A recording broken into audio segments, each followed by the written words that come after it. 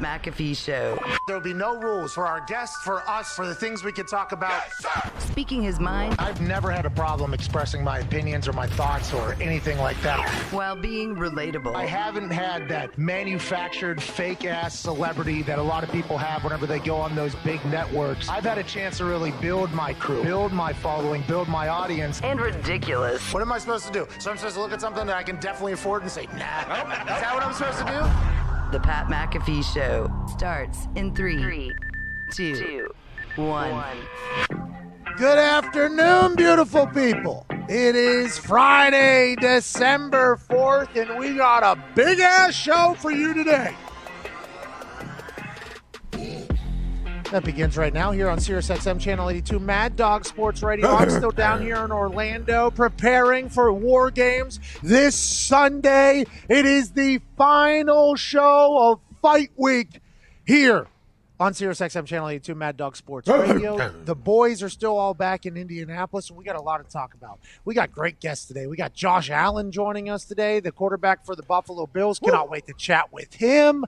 Also have Ariel Helwani, asshole from ESPN, and he's also in the MMA game. He's also making an appearance on the kickoff show this weekend for War Games. We're going to chat about all of that. And in the third hour, we have David Bakhtiari, tackle for the Green Bay Packers. We will ask him about his Christmas gift potential for Aaron Rodgers. Aaron said he wanted a, what was the car? Aston Martin. Is that what it was, boys? Aston Martin. Aston Martin. I believe it's a few $100,000. We'll ask him about that. We'll ask him about the Packers, about the team, the offense, him coming back from injury, how he feels, how his life. And also we'll break down all the NFL games happening this weekend and a couple things that have happened on the internet in the last day or so, including a high school kid just absolutely slaughtering a referee. I mean, God. a lot to talk about and a lot to get to, so let's go ahead and do it. At Tone Diggs, I had a chance to chat with you just a little bit ago. You are pumped about an old school type of football game happening this weekend in the NFL. Yeah, we got the Browns going down to Nashville, going to Tennessee Titans. I'm just excited because you don't get this very often anymore, and you got two teams that just love to fucking ground and pound the ball. Nick Chubb, Kareem Hunt, and then on the other side you got Derrick Henry. The Browns run the ball the second most in the NFL. The Titans run the ball the fourth most in the NFL. I'm just excited to see it this weekend, Pat, because it's just something. It's a dying art. It's a lost art, and we get to see it this weekend. And every offense has gone to a spread style offense. It started in high schools, then it went to college, and now it's made its way in the NFL. It's a passing league. Everybody knows that. But whenever you got two teams that have committed to the run, which these two teams have, the Cleveland Browns have invested in their offensive line. They've invested in their running backs. That is what they do. And the Tennessee Titans, everybody knows everything goes through King Henry. I'm excited for that. What's the over-under on that game? It was 53, sorry. Whoa. You know, grind and pound games, especially because the Cleveland Browns defense gets to play against an offense that is built for the run. You would think maybe their defense would be able to do a little bit well at slowing down. That seems like a very high number. Tony Unders might be all over that game, I'd assume, and I'm thinking about joining them. Yeah, I'm thinking about it. It's a tasty little treat on the under slate for this upcoming weekend. But here's the thing, Pat. They're both so good at running, I don't know if the other person's going to be able to stop them. Yeah, I mean, that's what we're going to have to – hey, that's why they play the game. That's why they play the game. Hell yeah. That's why they play the game. Ty, the Packers host the Eagles. How do you feel about it? I feel great. I mean, I know a lot of people are betting against the Packers probably just because they're trying to fade the public a little bit. I mean, the line is a little bit high at 8.5, but after watching the Eagles play on Monday night, and, I mean, granted, the Bears stink, but watching the Packers play the Bears – I just don't see there being any way the Packers don't just beat the shit out of the Eagles. Rodgers talked to us this week about those other records he's coming up on. He needs 3 touchdown passes for 400 in his career. So I don't know. I'm feeling very good about the Packers right now. And the Eagles it's tough not to think that the Packers at home aren't just going to blow the doors off them. Well, and Doug Peterson has come out and said that Carson Wentz stood in front of the team and said, hey, listen, boys, I stink, all right? And we're going to get better. We're going to do this as much as we possibly can. Is that good for the Eagles that the quarterback has come out and admitted a little bit of fault and said that he stinks? Is it bad for the Eagles? Because they're like, yeah, we know the Seattle Seahawks game against the Eagles was ugly, obviously. The Eagles did cover, though, somehow with a miraculous Hail Mary, and then they go for 2. It feels like this is a game where Aaron Rodgers is going to get a big-time win. You said fade the people. All the people are thinking they're going to win by 8.5. What's the numbers on that, Diggs? What's the percentage of people that are betting on the Packers minus 8.5 at home against the Eagles this week? So as far as people are concerned, 65% of the bets of the tickets are coming in on the Packers, but more of the money is actually coming in on the Eagles. 52%. Oh, that's good news for us then. Hey, that's good news for us. Hey, if we like the Packers, that's good news because, listen, that's just, by the way, that just got me pumped up. If you're only listening, I just stood there because that is a bet that I like, and it's the first time in a while that I haven't been on the same side as all the money. So this is good news for us, Ty. Packers minus 8.5. That feels like a very easy win. We'll talk to Bakhtiar about how the boys feel going into this Sunday here in the third hour. Can't wait to chat with him about that. And Connor, that Boston Connor, there was some massive moves made by NBC in Sunday Night Football, bringing in a potential ringer to up their coverage and their ability. What are you excited about watching there, pal? Look, some things you think are never going to get better. You know, chocolate milk, Mountain Dew, apple pie. Sunday Night Football falls into that category. It could never get better. Until now, Steve Kornacki, the Hall of Fame superstar board maneuverer from election night, is going to be on Sunday Night Football, pre-show, Football Night in America. I mean, I couldn't be more excited, Pat. I think this is going to be the real game on Sunday, pre-War Games. So I'm excited for Kornacki to roll me into War Games.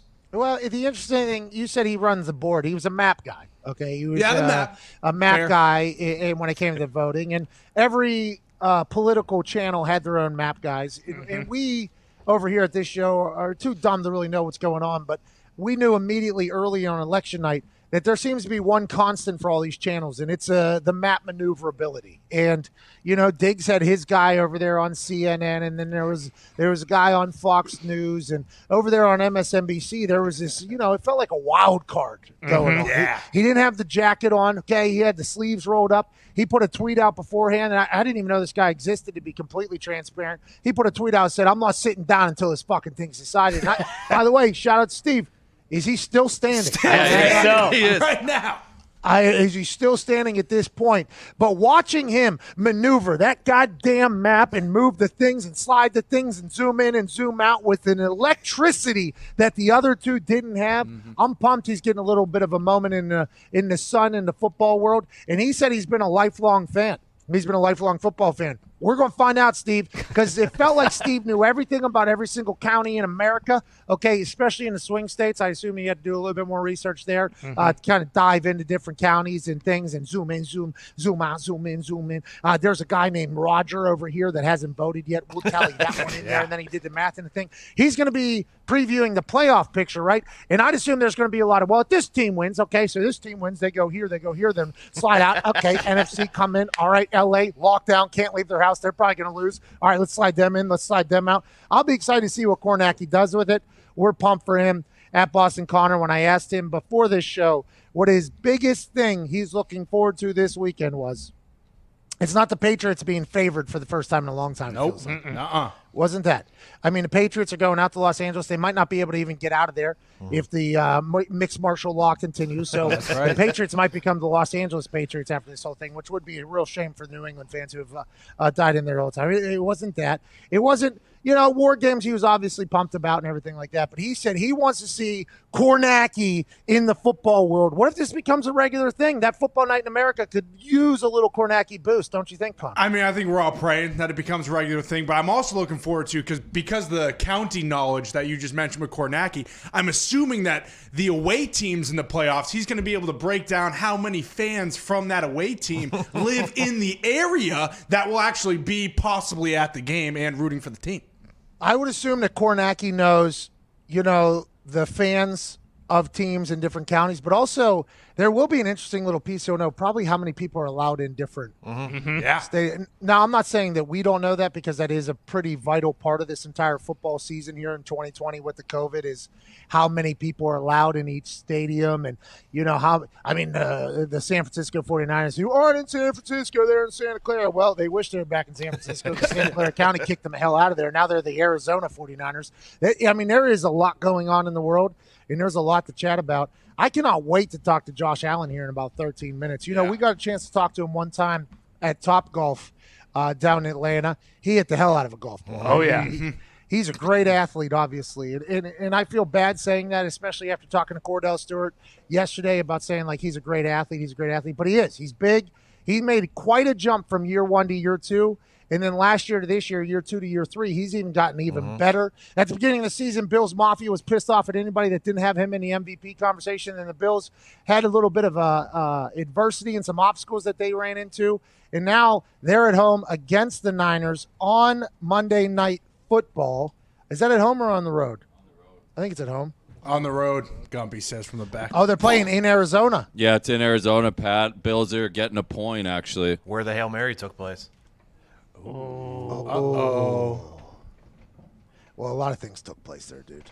Couple You're 100% Hail Marys. right. They get to go back in there and maybe avenge the whole thing that happened. Okay, so the Bills on the road, Monday Night Football. We'll talk to Josh Allen about, what has he done differently? Is it just time in the game that's made him better? Is it maybe the offensive system? Is it his reads? What is it that has made him get better? And what will get him to the next step? Also, hobbies, what he's got going on. How's COVID going? The entire the whole thing like that. I did a podcast this morning for like 4 hours. It was a great time. I've enjoyed my time down here in Orlando, and I said it yesterday. I'll say it again.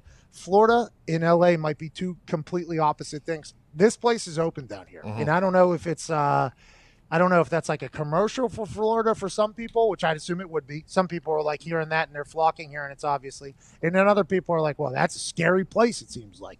And I'll tell you, I don't know how I feel. I'm kind of conflicted. I honestly don't know how I feel. A lot of schools are open, a lot of school zone speed limits we had to go through this morning. Buses are rolling. People are jogging, walking, no mess. I saw a 95-year-old lady last night in our hotel playing bridge amongst other olds, no mask on any of them. I mean, it's wide open down here in Florida, boys. I want to let you know that. How's the weather up there in Indianapolis? Stinks. It's chilly. Cold, chilly. I mean, we're in the middle of having to scrape your windshield every single morning. Just started. Listen, I understand there's some people in America that won't fully understand what was said there. That is a pain in the ass. Oh, yeah. Okay? And everybody's like, well, a lot of cars have remote start. It's all right. That most of the time, unless you're like a super chess player that thinks had like 30 minutes, that's only getting the bottom part of your windshield is just getting a little thing there. You got to go outside. The old days, and you guys won't even know about this, you young bucks, Connor, Foxy, and all that. Fair. We used to have to take CDs. Oh, yeah. We used to get old CDs on the top. And they're like, I used a credit card this morning, Pat. against that whole entire thing. I mean, that's a tough time of year, but you know what? I'm a 4-season guy, so you just got to kind of deal with it. You know, and there's a certain toughness that comes with this season that's coming right around the bend. Pat, you really are, too, because you have like a 10-car garage, and it's so full of shit that you can't park a single car in it. Yeah, that is true. Yeah, the truck now, the truck's too jacked up to get into the garage. Sure. Okay, and you'd think the Bentley you'd make room for, but just haven't. Let that thing sit outside and battle the elements. That's on them, not on me. But yeah, I'm it's a nice little wake up call. You wake up in the morning, you go ahead and you take a poop, do whatever, brush your teeth, take a shower, do the whole thing, whatever you got to do, and then you go outside and you get smacked in the face by winter. How's it going? Well, it's cold as shit. How you doing? Wake it up. All right. Oh, and then you get to your car. You turn your car on. Oh, I can't leave because I can't see a goddamn thing. Okay, so I got to do this. And then you get back in the car and look, the side window also. Got to go do that. Then you get out there and then, God forbid if there's snow, as soon as you open the door, that thing just falls somehow. It's a scientific wonder how the snow that's on top of your car finds a wind tunnel that is every time you open the door, it goes out and just shoots right onto your seats. Oh, yeah. So whenever you sit down, your entire ass is now drenched. You're cold, and you just got done doing manual labor so that you can drive then to your job. I mean, it is a kick in the sack, but I'll tell you what, boys, none of that's going on down here in Florida. None of it. No. I will say the cold air, it will get old for sure, but that first smack in the mouth isn't so bad. It's been a little refreshing, to be honest with you. Well, I don't know what they're saying about COVID, but maybe winter just kills it. Oh! If I know anything about viruses, that checks out. The cold, yeah, it's detrimental to them. Yeah. We don't know anything about viruses. Well, I know. Diggs, we know nothing about it. I mean, we know nothing about it. No, a few. Bro, like I thought for sure, I'm not around a lot of old people. Oh, yeah. I'm not around a lot of old people in my life. Never have been. Jay knows this. Our grandparents passed away whenever we were young. We had a grandpa, but we weren't really around him that much. I assumed that the olds were just hunkering down. You know what I mean? Like, I thought every old I saw in public was going to look like potentially Andy Reid with that thing and then like the thing, and they're just like gas masks maybe. Down here, because Florida is like a lot of the olds, they care less than anybody else. I saw somebody shoo away the hand sanitizer, an old lady yesterday. He shooed away the hand sanitizer. I don't need it. I don't want it. And I'm like, oh, these people just are awesome. They're like, yep, don't give a damn. I've heard about all this stuff. Don't care. I want you to see my mouth when I'm telling you. Fuck you. Right? You got it. You got it. All right, let's take some phone calls here. Then we'll get to a break. Then we'll get Josh Allen. Then we'll break down all the games. And we got AJ Hawk joining us at some point today on his daughter's birthday. So thanks to him for that. Let's go to Noah in Wisconsin. Noah, what's going on, buddy? Hey, Pat. How are you and the boys doing on this Feel Good Friday? I'll tell you what, I'm a lot better than the boys are. They all had to scrape their windshields, but I assume you're doing the same damn thing in Wisconsin, so I don't want to rub it in your face either. Oh, yeah, it's not great up here. Hey, so first of all, I just wanted to wish you good luck at War Games. I'm not a WWE fan typically, but I'm looking forward to seeing you kick some ass. Woo. Thank you. I'm ready, man. I'm in good fighting shape right now. This is the lightest I've been, by the way. I mean, Colin Cowherd even said it on his show whenever they were talking about our thing. I guess Colin Cowherd said that Pat's looking thin. He needs to eat some candies. It's the holiday season. And I want to let Colin know you're right. And it is it has been very difficult. But this is the thinnest I've been, the lightest I think. I feel like I can fly around. We'll see if it's to the detriment or to the positive for me or whatever. But I appreciate you, man. I'm ready for Sunday. I'm excited about it. Sure. So also, quick happy birthday to AJ Hawk's daughter. Mm-hmm. And also, I was just wondering if any you and the boys have ever been hunting. It's a good pastime of mine. And I was wondering if y'all have ever indulged. Did you get anything this year, Noah? I did not. I had a good shot on a 6, but I decided to pass it. It was a little young. I wanted to wait till maybe a couple years to take that one. Oh. Hey, trophy bucks only for Noah, dude. Trophy bucks only for Noah. I have been hunting before, and in Pittsburgh, believe it or not, you get the first day of buck season off at school. Okay? Wow. So, a lot of people wouldn't expect that. So I got the first day off of buck season through school. Tim McAfee, avid outdoorsman. We're talking Avid. Now, you hear a lot of stories about Tim McAfee, and I assume people would assume that he was also a hunter just from what you've heard about him. But we're talking whenever Jay and I were growing up, this is a guy that would put his hunting costume into a garbage bag with like deer piss and leaves so that whenever he had to put it on, whenever he would travel to go hunt, that thing was already baking for like a week or two so that he could just blend into the woods. You know what I mean? Like he wanted to sneak up on these deer as if they had no idea or attract the deer or do whatever. So my brother and I, obviously, we went hunting whenever we were young. 12 years old, I think, is when you're allowed to hunt. Is that right? That sounds about right, yeah. I think 12 years old, you got to get your hunting license. You got to go through gun thing. And I had to go to a gun permit place or a gun safety school course, and yeah. Safety bullshit thing, the whole thing. And my dad, we were shooting 30-06s as 12-year-olds. And I'm not sure if that's normal or not, but that thing's got some boom booms in there, you know? So every time we went shooting, the first couple of times, obviously I'm very scared. Boom, I'm getting bruises. And if your eye, if it's not as tight on your shoulder, the scope just kind of gives you a full black eye. You know, it's an entire process to get to the hunt itself. You gotta learn how to shoot. You gotta learn how to do this. You gotta get certified. You gotta get this, blah, blah, blah, blah, blah. So we go out there and hunt. And Tim McAfee took us 47 miles into the woods to go hunt. Jay? He actually GPS'd it this year. I think it's literally like 4 miles in.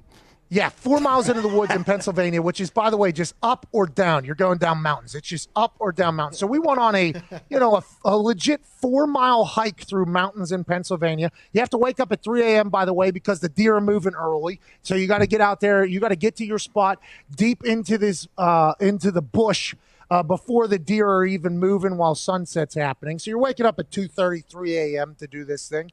I mean, it was kind of cool. It was a good community. The first place we went and hunt at, they didn't have running water. So if you wanted to shower, you had to go down in the basement with a bucket of water. They had to cook it up, and then you had to dump it on yourself and then recycle it. I mean, it was a wild time to be alive. So Jay and I go out there. We got our outfits on. Tim's got the piss and the leaves smell on his thing. We go out into the woods, and then you just sit there for 8 hours. You just sit there, and then you just hope the deer come. And then whenever they do, you hope you don't miss, or you hope that a tree doesn't get in the way whenever you're in the middle of the woods. And I've killed a deer before without even shooting it. Okay, there was zero in wound or exit wound. I just scared it to death, gave it a heart attack. Then I had to drag it the 4 miles out of the goddamn goddamn woods. And I enjoyed the time with my father, the camaraderie with my brother. But I think Jay and I both looked at each other and said, this hunting shit isn't for us. So I haven't been back since. Yeah, it's a lot. I just used to nap, basically. I'd go in there, find a nice spot. I'd fall asleep. The one time, Dad literally woke me up and said, hey, there's a deer there. I said, huh? Oh, shot it. Then we gutted it. Then I went back to sleep. There you go. Sleepy as shit. So we weren't, my dad, I think, is very pissed off that we didn't pick it up, because a lot of his friends, that he hunts with and stuff, their kids all, loved it and everything like that. It was just, it's not the right. I've never watched a Disney movie because it was too slow, right? I never got into series because it was too slow. Hunting is literally just the slowest thing of all time. Yeah. It's just, and then you got to also bust your ass to get there. So I respect people that do it, especially those who obviously don't do it just for show, but they eat their food and everything like that. And Tim McAfee, he'll make an entire venison, everything, jerky and steak and everything like that. He's not, but it's just not for me. Not for me. I have a good shot, though. I want to let you know, I do have a good shot. You give me in a range, I can go ahead. And by the way, I think I'm both-eyed, too. Whoa. Ooh. Ambidextrous. Yeah, I'm both-eyed. So both eyes are good. I don't mind shooting, but I'm done killing things unless a motherfucker comes in the house. All right, I got to get to a break. Zito has a poll for the day. We'll look at that on the other side of the Josh Allen interview. You got about 4 minutes. Josh Allen of the Buffalo Bills is on the other side. Can't wait to chat with him. I assume he was an avid hunter. We won't talk about that. But he comes from the middle of nowhere. Now he's taking over Buffalo. Can't wait to chat with him. First time on the show. This is the Pat McAfee Show, Sirius XM, Channel 82. Mad Dog Sports Radio.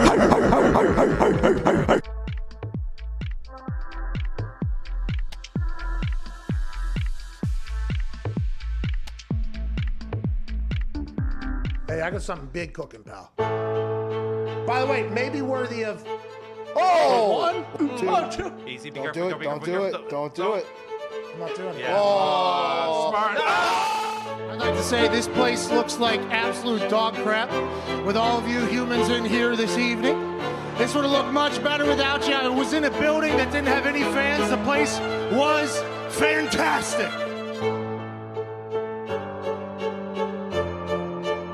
I'm very much a checkers player. Me and my grandma have played my entire life. I want to get over whatever's right in front of me, and I want to get kinged, bitch, as quick as boom, boom, boom. This particular fashion, I'm playing chess right now. There are pieces being moved over the puzzle that are going to be awesome. There's a big brain in between these ears.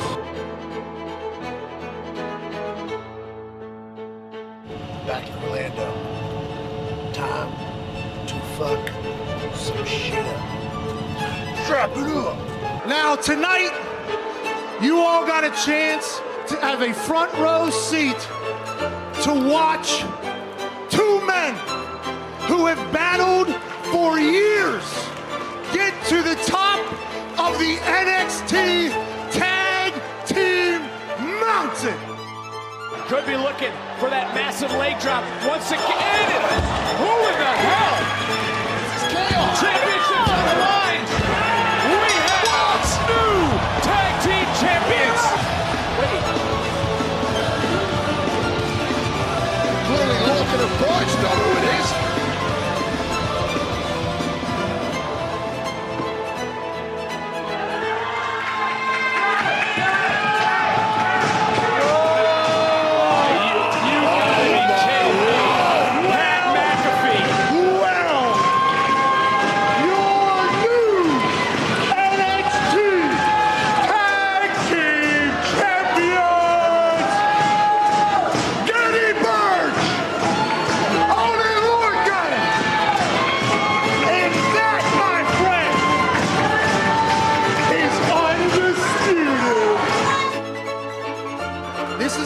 start of something very special.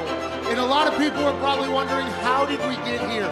We will get to that at some point. Just know that us three are the new kings of this brand. Us three are unstoppable. Us three are nowhere near done with what we're gonna do to all of NXT. Have a great night. We're the greatest. You suck. Cheers.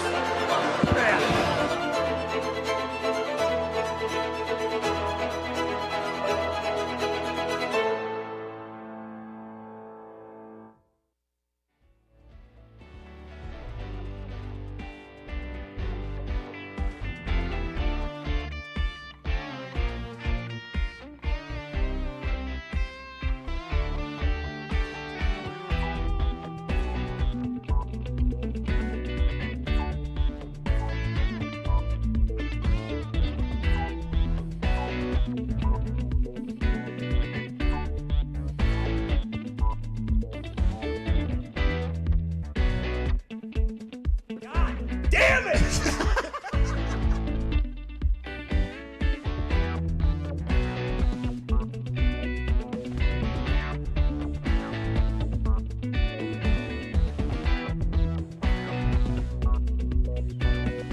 This is the Pat McAfee Show on Mad Dog Sports Radio, Channel 82. Oh, yes. Yes.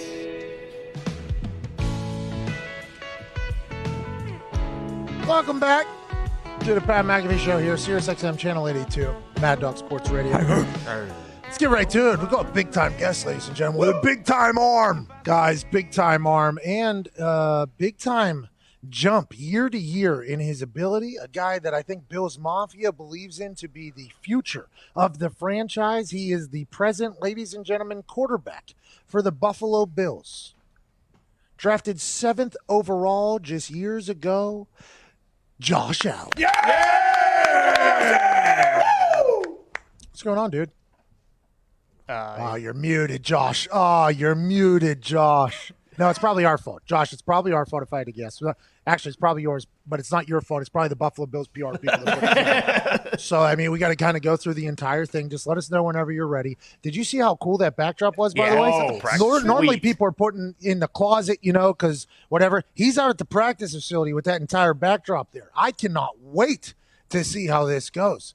If you guys get a heads up on whether or not there's sound, let me know. Please let me know. Here we go. Can y'all hear me? You sound glorious, There we Josh. go. There we go. Hey, that backdrop there is incredible. That's the practice facility there? Are you guys doing meetings there and everything? The other way. Yeah, you're good. Is that where meetings happen and everything like that? Yes. We got a lot of stuff set up. I'm going to show you guys the setup, actually. Yeah, Just a bunch of stuff in between partitions, meeting rooms. This is where we also eat. Obviously, it's a little different than what we're used to, but it works. Yeah, so do you guys practice there as well? And does everybody just kind of clean up the field right before you go out to practice, and then they have to rebuild it all every single day? That's exactly right. Unless we practice outside. But, Buffalo, once this weather starts turning, we're going to have to be spending a lot of time in here. So it's going to be a lot of moving and shuffling parts. But like I said, it gets the job done. How do you feel going into Week 13, Josh? It's year 3 for you. Is this the most comfortable you've felt in an NFL season this far into it? The team obviously came out hot, had to go through some stuff. Feel like we still got everything in front of us that you could possibly want. How do you feel going into Week 13, Josh? No, I feel really good. Sitting at 8-3, and I believe we were 8-3 at this time last year, but completely different feeling. We understand what it's going to take to get to where we want to get to. We're trying to win the division for the first time since '95. So that was the year before I was born. But we know that 8 wins isn't going to do it. We got to keep pushing. We got the Niners on Monday night and some primetime games coming up. So we got to stay tuned and stay focused on the task at hand, and that's one game at a time. Playing the Niners in Arizona, that should be a blast. Obviously, COVID, there's a lot of things going on. Let's take a trip back. You get drafted 7th overall. And I remember learning about you through the draft process. Huge arm, obviously. A lot of scouts loved you. Then you end up at the Buffalo Bills. First year, What was the transition into the NFL like from smaller school into the NFL? How would you document that first year? Because what I'm going to get to here is the incredible jump you took from year 1 to year 2, and then the jump from year 2 to year 3. Is it all mental, you think, or is there things that you've worked on that from that first year to year 3 that you've kind of got to where you are and where you're headed to go?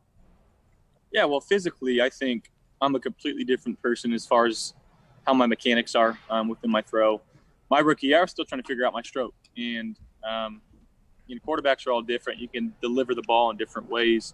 And after kind of sitting down for a couple seasons and studying film of guys like Aaron and Russ and Tom, and just being able to kind of pick some things from what they're doing and apply it to myself. And it's been a long road, and it really hasn't been easy, but, things are paying off. But that first year was just a whirlwind, from getting drafted to rookie OTAs to training camp to the actual season. And it just feels like it's compounded into this one long, never-ending saga. But, you get to the end of it, you get 3.5 months off of absolutely nothing, which was obviously new to me coming from college. You got spring ball, you got spring workouts and all that jazz. But to have that time off and to just be like, go do your thing and have no one supervising you or telling you what to do, it was definitely tough. But, I really appreciate the guys that were in the locker room at this time kind of showing me the way. Your arm talent was something everybody talked about. So listening to you say, hey, I got to change my mechanics a little bit, were you scared that what got you to where you were, it's like if you change it, it could potentially take away from you? Or were you, for instance, when I was kicking field goals, I always had such a strong leg, I had a very strong leg, but sometimes that day I had no idea where the hell was going. Like sometimes, you know what I mean? Because the ball is only this big or whatever, and if you hit like this thing, there's a chance it's going to go wherever. So a lot of people would be like, why don't you just not swing as hard and maybe have more control? And I was always like, that's not going to work. That's on my swing. Yeah. With your arm talent being how it was, and you could throw the ball 1/4 mile out there or whatever, but like, were you worried about changing the mechanics, or did you just knew that was a necessary, I have enough strength that I'll be able to change some things if I had to? Yeah, it was kind of that thinking. Very similar to you, where when I tried to slow things down within my arm, it just didn't feel right, didn't come off the hand right. And I was so fastball, my first year coming out. But I did this really cool thing, and I got my whole mechanics digitally mapped. And it showed what was firing, my hips, then my torso, and then your elbow and your hand supposed to fire. But my hand and elbow were firing damn near before my hips were. So I wasn't really incorporating any part of my legs within my motion. So being able to add my hips and make that as consistent as possible and try to slow everything else up top and use my hand kind of as the leverage for the speed and, the accuracy, where it changed a lot of things. And the accuracy obviously has gone up, but it's actually added some MPH to my throwing power too. So it's been a really good process. That had to be a pretty cool feeling whenever somebody says like, yeah, you have one of the strongest arms the NFL has ever seen, and we just want to let you know you're not even using like what you're supposed to be using. That had to be like a pretty cool day, because I assume whenever those results are coming back, for you there might have been a little anxiety, like, all right, I'm excited to kind of learn about me a little bit. I'm about to learn more about me. And then what is this thing that you did? You said you got your body tracked, and then whenever they tell you like, yeah, you're not even doing anything what you're supposed to be doing at all, basically. We don't know how you got to this point without using your legs, but now that we are here, that was probably a very cool feeling to be like, oh my God, I can only get better from here, as opposed to probably a little bit of anxiety whenever you're sitting through waiting for the process to find out what it was. It definitely was an awesome feeling. But I was sitting there with a couple other quarterbacks, and I was the last guy to get talked about. So everybody else was like, oh, your hips firing at such a good rate and everything's sequencing right. And the next quarterback, your hips are firing such a great rate. And they get to me, it's just like, yeah, dude, you're not doing any of this. So it was like a wake-up call to me, like, okay, maybe I should start, incorporating some new clubs in my bag and trying to hit a 60-degree and this and that. And it's funny that I use golf as that metaphor, because I've actually learned a lot of my throwing from my swing in golf. And I don't know, I did that Topgolf deal with you at the Super Bowl a couple years ago. And I don't know if you remember that, but it was just, I was hitting that slice and I was hitting the slice and I was putting it in the back of the end zone or back of the end thing. But I've toned it down and I can actually work the ball a little bit better now in my actual golf game. And I think it's actually correlated to what I can do on the football field too. Well, as you were explaining that your hand was in front of your hips, like that was just classic golf metaphor that you were making there. So as you were saying that, I kept thinking of your golf swing, because even though that thing was flying everywhere, you were slaughtering the golf ball. I think that is one thing we all took away from that, is like, Josh Allen might have hit a ball today like 400 yards. That might have actually. Now, granted, you had no clue where it was going, which, by the way, not at all. You're out there hacking. You weren't really golfing at that point. You were just swinging at that thing. And it was awesome to watch. Good for you. How is the offense? Like, for instance, Patrick Mahomes last year, he was on the barbershop with LeBron, and I'm waiting for your invite onto that show. Mm-hmm. But he said in there he said in there that he didn't really understand how to read a defense until like last year or something like that. And you listen to a lot of other quarterbacks that have played before, and they're like, it takes some real time to be able to understand what the hell a defense is doing, because it's so sophisticated in the NFL as opposed to college. Are you at the point where you can start seeing things and dissecting defenses a little bit, or do you think that's still something that'll continue to happen, like every quarterback basically says you continue to learn about?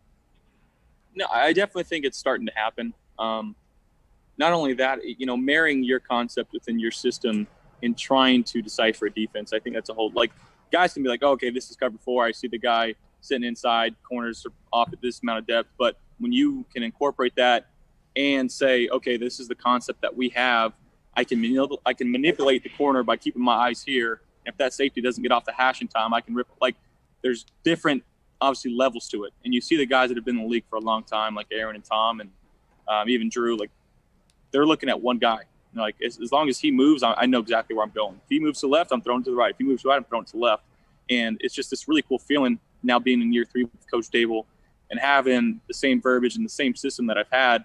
I know the concepts that I like. Dable throws out any concept that I doesn't like, and then I can go marry it up and see the field and whatever the defense is doing. I feel like I have a good concept of what we're doing. I was roommates with Curtis Painter for the first training camp that we had. He was backup, obviously. So I got a chance to kind of watch them have meetings at night, because Peyton would come by just as a camaraderie building thing. And then Sorgi would come by, Jim Sorgi, classic NFL backup for a long time, who deserves a lot of credit for the success that the Colts had for a long time, because the backup quarterback's so important. But they would do homework assignments, right? The backup quarterbacks had homework assignments for Peyton. And it was like, all right, you're trying to get a read on anybody on the defensive side. I don't care if it's a safety. I don't care if it's a corner. If they flip their feet one particular way in one particular coverage, I want to know it. And then you kind of like, you see in the game where Peyton is literally just waiting for one guy, and it could be a small little tell of the way he lines up with his feet. And if the guy lines up with like a square foot, he's like, all right, I know exactly what it is. And you see him just like looking around. He's trying not to give away who he's looking at, but then you look at the guy, and he'll go away, and then he looks at the guy again, and he's like, oh, this is cover 4, easy. Okay, here we go. We're going to do this. Bingo, bango. I bet you that is something that whenever you get to the point where you're like, okay, I have a tell for this particular week, that has to be so comforting to know, like, okay, I know what they're going to do. I know what we can do in this with our system, as opposed to the first year where you were probably just out there like, do we have 11 guys on the goddamn field? Like, yeah. I assume it's been awesome to kind of watch the game slow down right in front of you. Yeah, it definitely has been. And there's been instances in the game where, I see what the defense does beforehand, and I make the right adjustment. And then you go out there and you execute the play, and it feels so good when you do that. And it's just not a reactionary thing, but you didn't just beat them with your physical talent. You beat them with your mind. And obviously, as a progression, that's where quarterbacks want to continue to beat defenses, is with their mind and kind of see things before they happen. So we're still working in that area. But as far as what we're doing right now, our offense is, extremely efficient, especially on first down. Our third down conversion rate is really good. And like you said, though, it takes all 11 guys on the field, and takes the offensive coordinator to be calling the right plays and us going out there and executing. So everybody was bashing your deep ball throws, accuracy or whatever, and it's a very interesting thing to bash people whenever it involves other people. Like, for instance, Kirk Cousins, we talked to him the other day, and they were all talking about how primetime games he would lose. But then you look at Kirk Cousins' stat line, it's like Kirk had a good game, actually. Like, Kirk didn't lose the primetime game, but it's just like, well, Kirk stinks because he loses those games. It's like, well, Kirk doesn't actually stink. Maybe somebody else stinks, and that's why they lost. And for you, it was like, well, he can't hit the deep ball. His deep ball percentage is so low on completion. And I'm like, I love Cole Beasley. Okay, he's a great rapper. He's an incredible wide receiver. You two have been quite a tag team, to be honest with you, watching. But what has it been like adding Stephon Diggs to the team? Because it feels like that is something that has initially helped immediately with the deep balls, because you got a guy. Like, that's not just something that any wide receiver can do, is go get a deep ball or make a big play. Stephon Diggs is a game wrecker. Whenever he got added to the squad this past offseason, I assume that was something you were like, hey, let's go ahead and celebrate this, but also let's build up our chemistry as fast as possible, which could be good for everybody. Yeah, he's been unbelievable. Just not even just his play, but his attitude, his work ethic, the energy that he brings to the locker room. He's a team first guy, and he really is. And he had that bad rap in the media before he came here, and this was a kind of a chance to refresh and restart for him. And he's been nothing but great. I've never once heard anything negative come out of his mouth. You know, when we're in the game, all he does is tell me, "Hey, keep making the right decisions. Don't try to force it to me. Just make the right decisions." And he's been a leader on this team. He really has been. And a lot of guys have learned from him. You know, when you've got a room with Steph and John and Cole, they're able to kind of teach some of these young guys that we have in the room. They've taken it in stride. And you had a guy like Gabe Davis, who's a rookie, but feels like he's been playing the league for a couple of years. And, you know, he's a big reason why, too, we're able to have the success on offense that we do. He's able to go in there and block these linebackers and make plays when his number's called, too. You guys, there hasn't been much chatter about the Bills this year. You guys have kind of, you know what I mean? There hasn't been much chatter. Though. You like that? Yeah.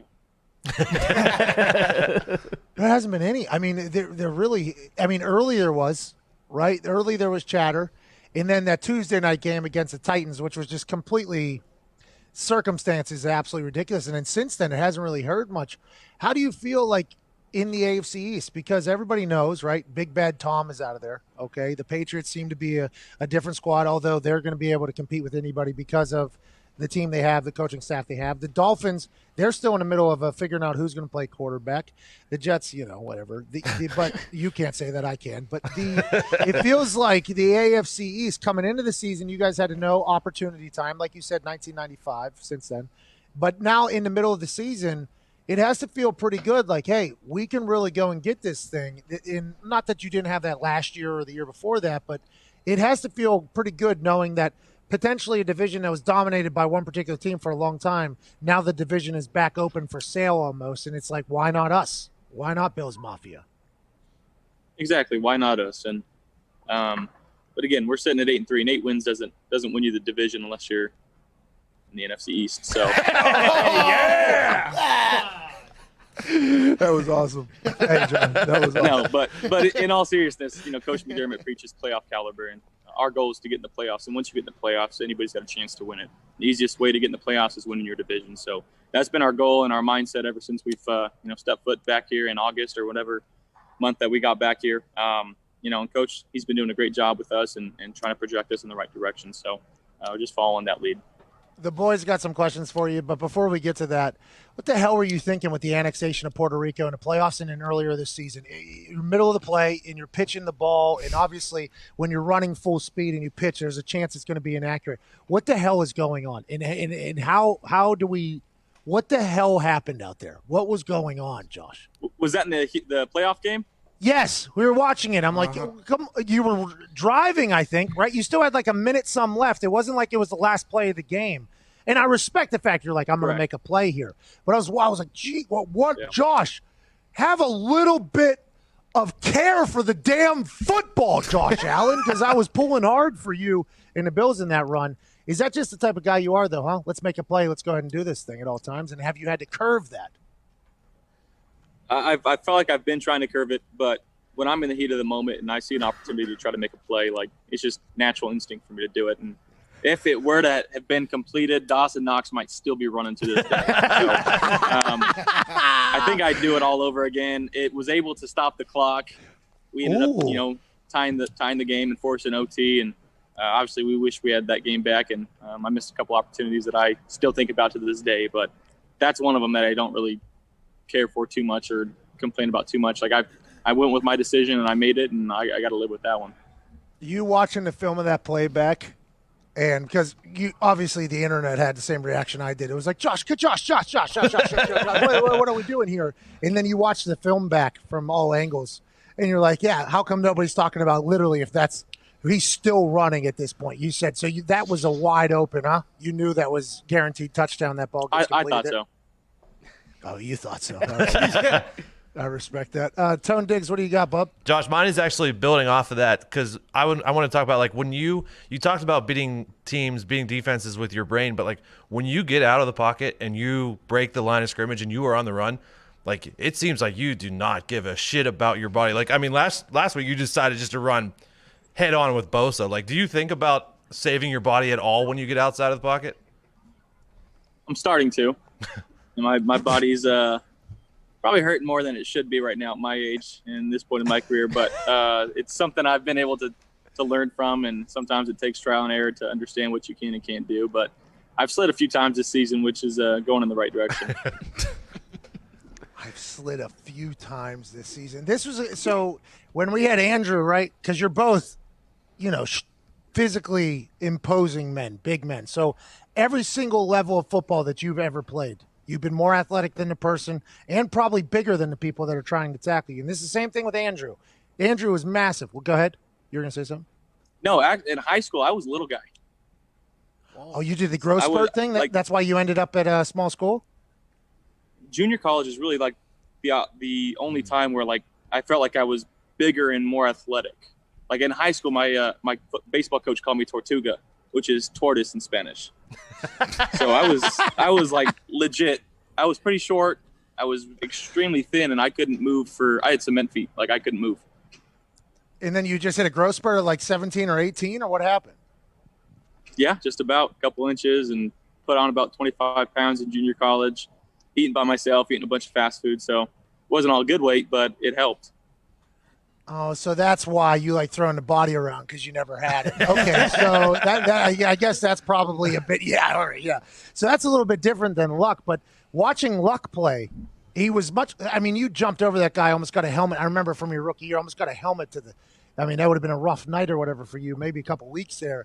But like watching Andrew play, and I could never say this to him because of the position, whatever, like I'm a punter, I should not be speaking to the quarterback who is a first overall draft pick, and how to play football. But if he keeps himself safe, like it helps all of us, if you're healthy, it helps all of us are much better. So we appreciate the fact that you want to run people over and you want to gain every single goddamn yard on every single play. But if you're out, like we're all screwed basically. Has anybody had that conversation with you, or is that just something you've kind of been learning? The best ability is availability, right?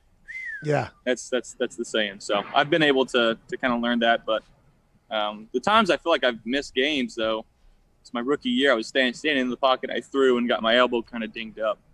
And in college, I ran a little bit, and that was a different story. But so but I'm learning. You're a freak athlete, though, so I could see it just like with Andrew. Like Andrew was very fast. He was athletic. He was big. So you could see how the human side of that would be like, yeah, I hear what you're saying, but also I could probably pick up the first down right here, no problem. Even if I'm going to take a shot, who cares? I'll deal with that tomorrow. And everybody's always like, yeah, but those shots are going to add up. And you get it. I don't have to tell you. You're a guy. Connor, what do you got for old Josh Allen, pal? Yeah, Josh, massive Patriots fan. And as you have been leveling up each season, I've been leveling down, which is fun. But you mentioned not winning the division since 95, and obviously it's massive for the organization. But how much does it mean to win it for the city and Bills Mafia and the fans for you? I mean, I definitely think that they deserve it.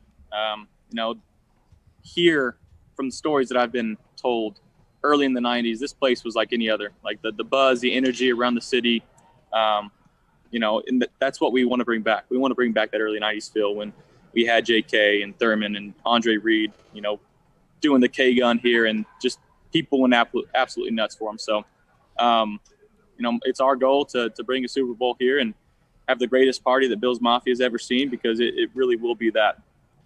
God, could you imagine the tables, every Bills Mafia? is awesome. And I know they banned the dildo throwing. I think that's something they should bring back. But it is insane up there. And you're the perfect guy for that team, by the way. And I think that's what Bills Mafia is like. This is our guy. Ty, what do you got? Josh, it's funny that you mentioned that growth spurt because I was actually going to ask if you ever considered maybe pitching professionally. I don't know if you know, but I'm assuming that you throw a baseball harder than hell. Have you ever had that tested, or do you know how hard you throw the football? Yeah, I played baseball up until my senior year. I played all throughout high school. And I was probably humming right around 92, 93. Before the growth spurt.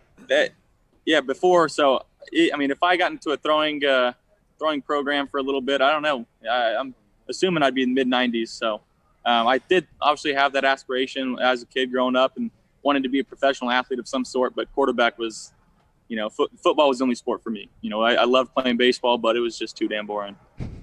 Bingo. Yep. I appreciate that. I love what you just said right there. Before we let you go, and I know you got to get to work, and we appreciate your time, man. Thank you so much for this.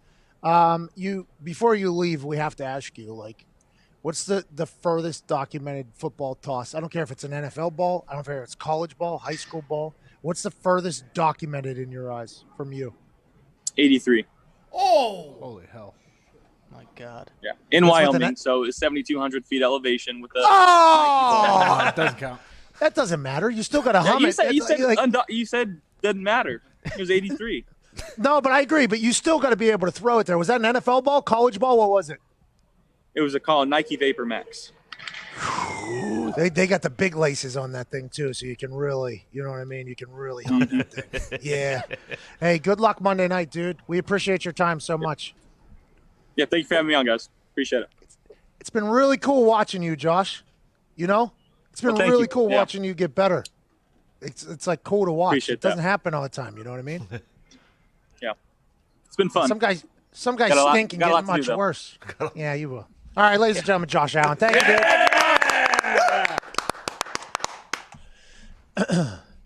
8-3. Oh yeah. Mm-hmm. Did we know that going into that conversation that the Bills were 8-3? Answer: no. Because they fell out of the conversation. They've completely fallen out of the conversation. The Miami Dolphins became the sexy team in the AFC East. After that Tuesday night Titans thing, they kind of fell off. They're like, oh, they don't got any more. 8-3. They're sitting in a prime position right now to go make a run. Good for Josh Allen. I like him a lot. And he did hit the hell out of a golf ball down there. Yeah, oh, yeah. Out of the atmosphere.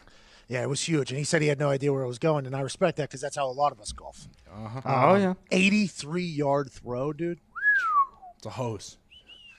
By the way, I wanted to tell him that my first ever at bat, I was standing in the batter's box and that guy threw 92 and I no. But he's a good guy. Let's get to a phone call real quick before the hard out here. Garrett in California, what's going on, dude? Pat, how's it going? Hey, not too shabby. Sounds like mixed martial law potentially has a little bit of a headlock on your service. What do you want to talk about, pal? I actually just got done talking with Josh Allen. I actually played baseball against him my sophomore year in high school. They went to playoffs 9-4, but yeah, it wasn't too good. Nice. Yeah, but this is my actual. It might be a little bit of hot take. Steelers are overrated. Okay, perfect. Couldn't hear what he said, but he did say the Steelers are overrated. I love that. Let's get into that conversation in the second hour.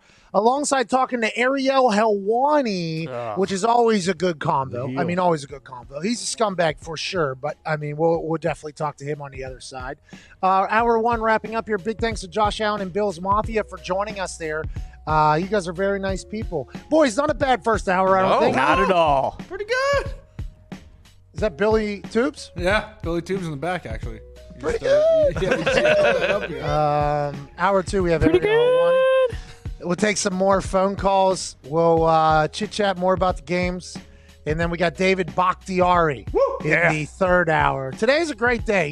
Feel Good Friday. Friday of fight week. War games on Sunday. Body feels good. Head feels good. This Arby's smoked brisket tastes absolutely delicious. Right now, any order of more than $15 of Arby's on DoorDash could be yours for free delivery with the promo code MEATS. Shout out to DoorDash. Shout out to Arby's for being awesome. and for the free delivery code of meats. We're back on the other side with Hour 2 and Ariel Helwani of ESPN. You got about 6 minutes. Go take a shit. We'll be back on Sirius XM, Channel 82, Mad Dog Sports Radio.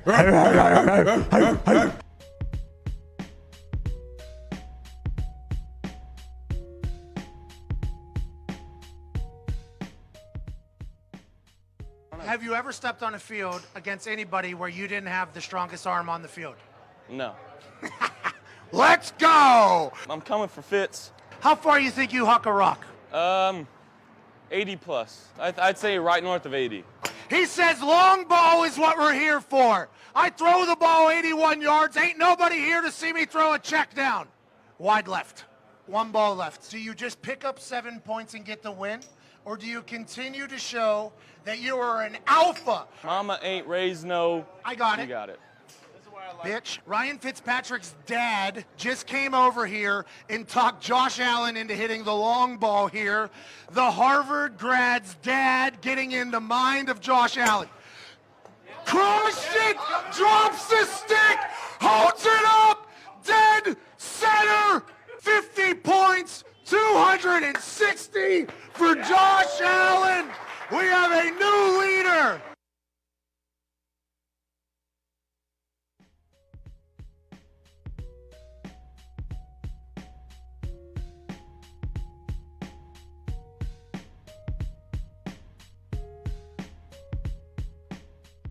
I was told by Del Curry, Scottie Pippen struggles on a golf course, right? Right. I was told at that thing that I'm going against Scottie Pippen the next day, match play, heads up, one-on-one Scottie Pippen. So we decide, like, okay, we could probably have a couple drinks, stay at the casino a little bit longer than we should. Representing the NFL out of the Shoeless Golf Club of America, Pat McAfee. His opponent, representing the NBA, Scottie Pippen. You know what I mean? This guy's got 6 rings. Yeah. He's a fucking Hall of Famer.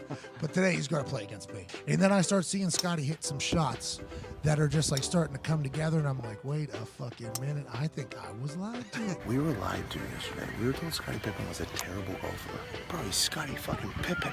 Going in the back 9, I think I was down 1. Like, we were battling. But I started making putts. And Scottie Pippen went ahead and got real hot. I mean, real fucking hot. I was down 3 with 7 left. And I looked right in the camera, and I go, so we're down 3 with like 7 holes left. Scottie Pippen's about to get this work. Scottie Pippen from 190 yards out just fucking dunks it. Fucking boom, bang, and then walks up to the green, gets the ball, camera's on him, and he goes, Pippen ain't easy. Kidding me? All right, down 4 with 6 left after Scottie Pippen just chips in from fucking 400 yards out. I was fucking demoralized. Pippen ain't easy. By the way, best he's ever performed at golf, because I'm around, better teammate than Jordan. Yep. People forget. Oh, yeah, I told Del, I was like, Del, what the fuck you lying to me? He was like, well, I saw it yesterday. He was not great. And Greg Anthony told me, and I was like, Del, he buried me, Del Curry. He buried me. He was like, hey, Pippen ain't easy. Yes, baby, it's time to celebrate. Talking about a shotgun of beer after he had beat me, obviously. I like teach him how to do it. Yeah, put a hole in there. It might spread a little bit, so. Yeah, yes. You're going to go here, and then you're going to open and flip up. Does that make sense? Congrats on winning the NBA a couple times, blah, blah, blah, blah, blah. And being an incredible golfer. Right, well, cheers. Appreciate it.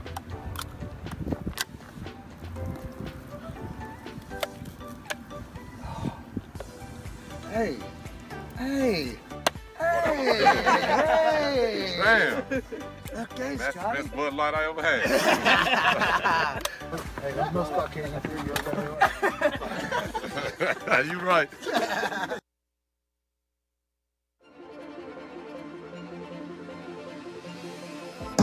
Patriots, -11. Hammer that thing as hard as you possibly can. I am a guy that moves lines with this bad boy. You know, me and this guy here, this hammer, we've been making money together for a long time. Super, baby. Oh! He whip out your hammer, and you swing it not only like a windmill dunk, like a son of a bitch, but you swing that thing to try to break the button on the FanDuel thing, and you hammer the Tampa Bay Buccaneers. It finally made its debut on ESPN, and I'm proud of this fucking office store hammer. Hell yeah. I like them all. Over Baylor. Good hammer OT State #1. Hammer the Red Wolves. Plus 5.5. Minus 14.5. And hammer minus 34.5. For, oh!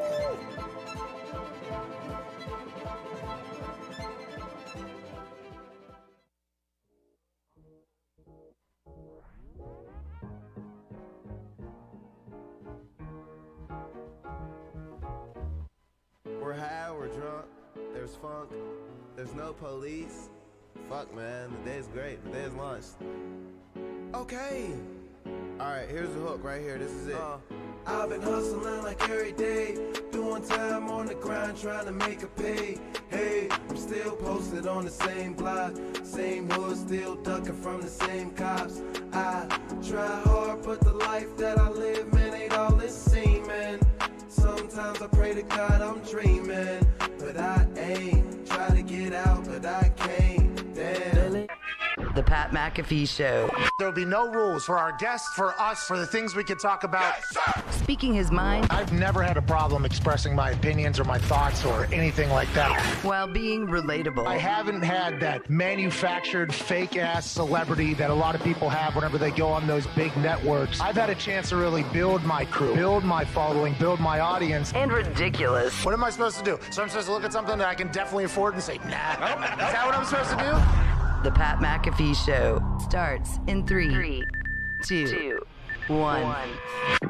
Good afternoon, beautiful people. Hour 2 on this Friday, December 4th. Sirius XM Channel 82 Radio begins right now. Shout out to me getting the timing right because I can't hear the music whenever I'm speaking. It cuts out. I am still down in Orlando, Florida at the WWE Performance Center. The boys are back in Indianapolis. I'm down here because this Sunday, my team, Pete Dunne, Danny Burch, and Oni Lorcan are stepping into War Games to beat the living hell out of the Undisputed Era Sunday Night WWE Network. At Viva Lazito, we haven't had a big old poll from you in a while because you've been working and controlling the sticks.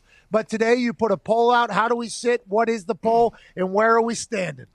Yep, we got who will win. Oh, I'm never done it myself over here. Look at this. Who will win the NXT TakeOver War Games?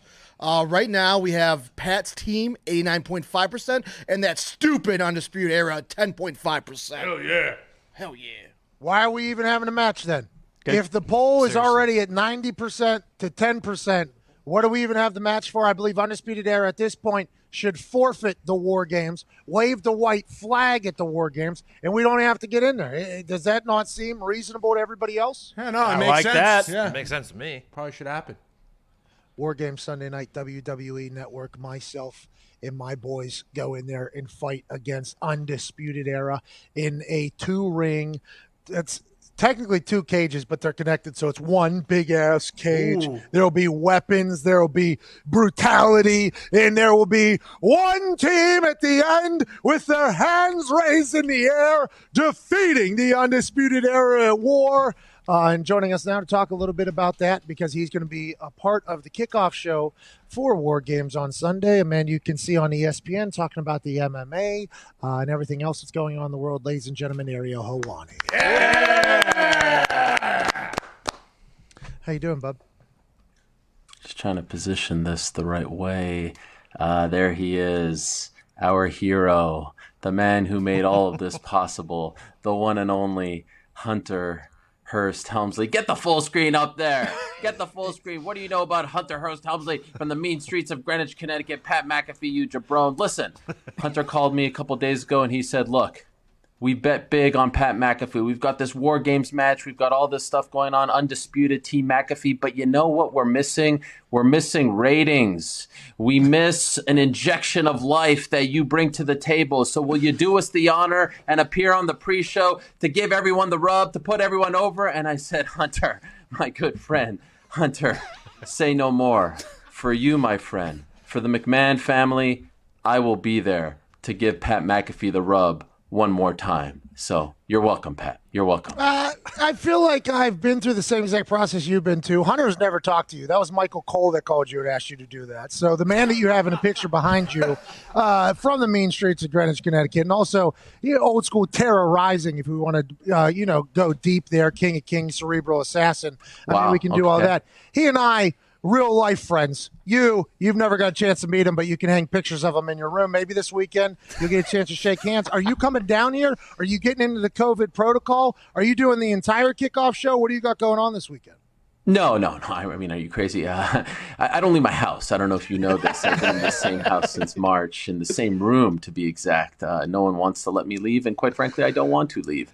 And so I will be tucked away here, mission control, Casa de la Helwani, giving you guys the rub. I'll be a part of the kickoff show with the one and only Wade Barrett and fellow Syracuse Orange Sam Roberts. And I'm looking forward to it. It's a massive honor. War Games has always been a tremendous event, historic event, rich in history, big-time match. I want to know if you're ready. It's one thing to go one-on-one with a legend like Adam Cole, but it's another to be involved in War Games, 2 rings, 2 cages, 1 team. I mean, are you kidding me? Are you ready for this? Well, it's wild that you called Adam Cole a legend because he is nowhere near that. But the one-on-one match with him, we all know I made a couple rookie mistakes. Probably should have won that. I should be undefeated. But, yeah, I'm ready. Hey, yeah, I'm ready. The 3 badasses I got around me aren't going to let a single thing happen to me. I'm going to have my hand raised. I'm going to be the winner of War Games, obviously, and it's going to be an exciting time to be alive. Let me get this straight, though. They didn't even want you to be on the set with the guys?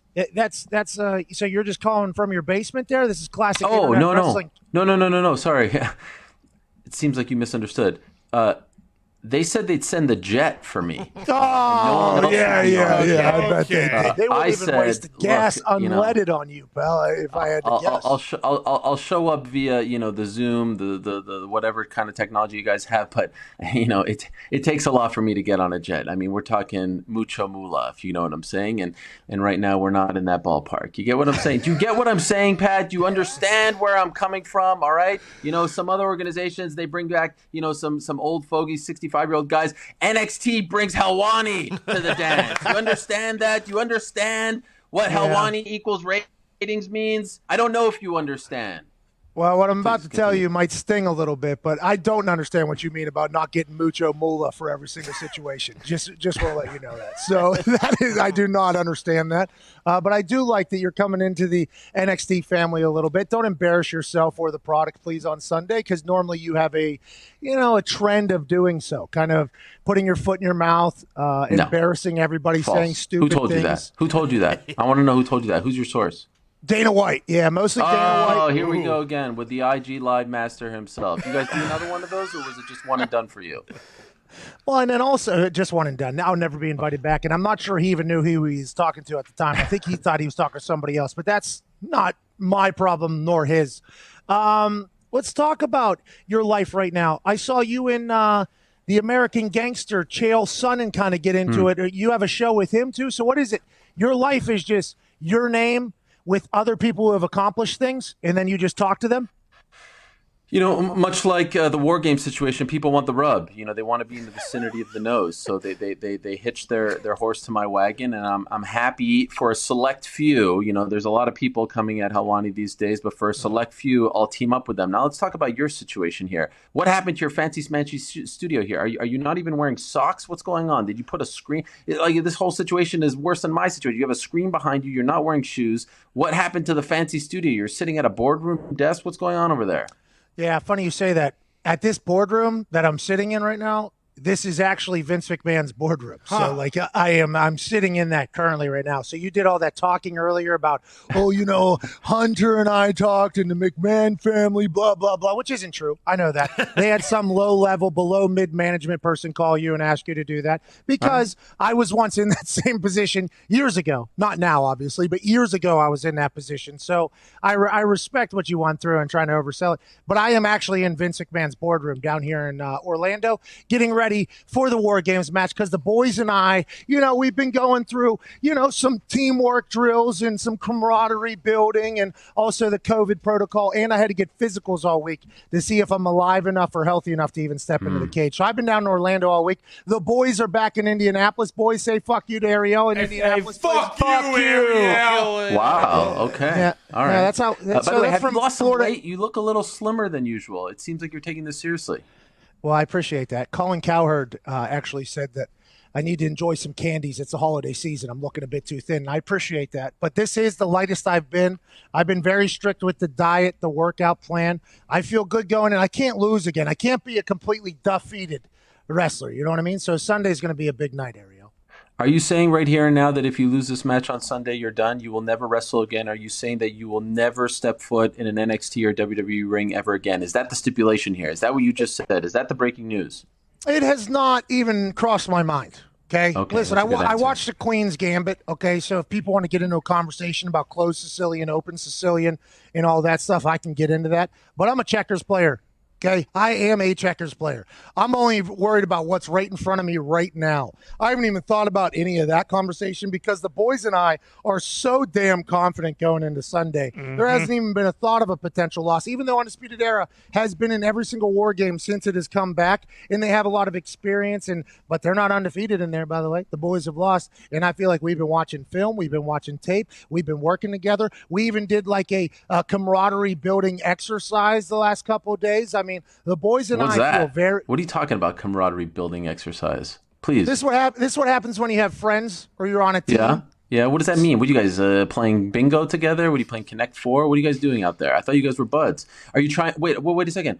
Are you trying to say that you're not actually friends and those three guys with those plain black trunks are just guys that you kind of just picked out of the locker room and thought, oh, these guys could protect me if I actually get into a fight? Is that what you're trying to say, that this whole thing of you guys being a tight-knit unit is actually a farce?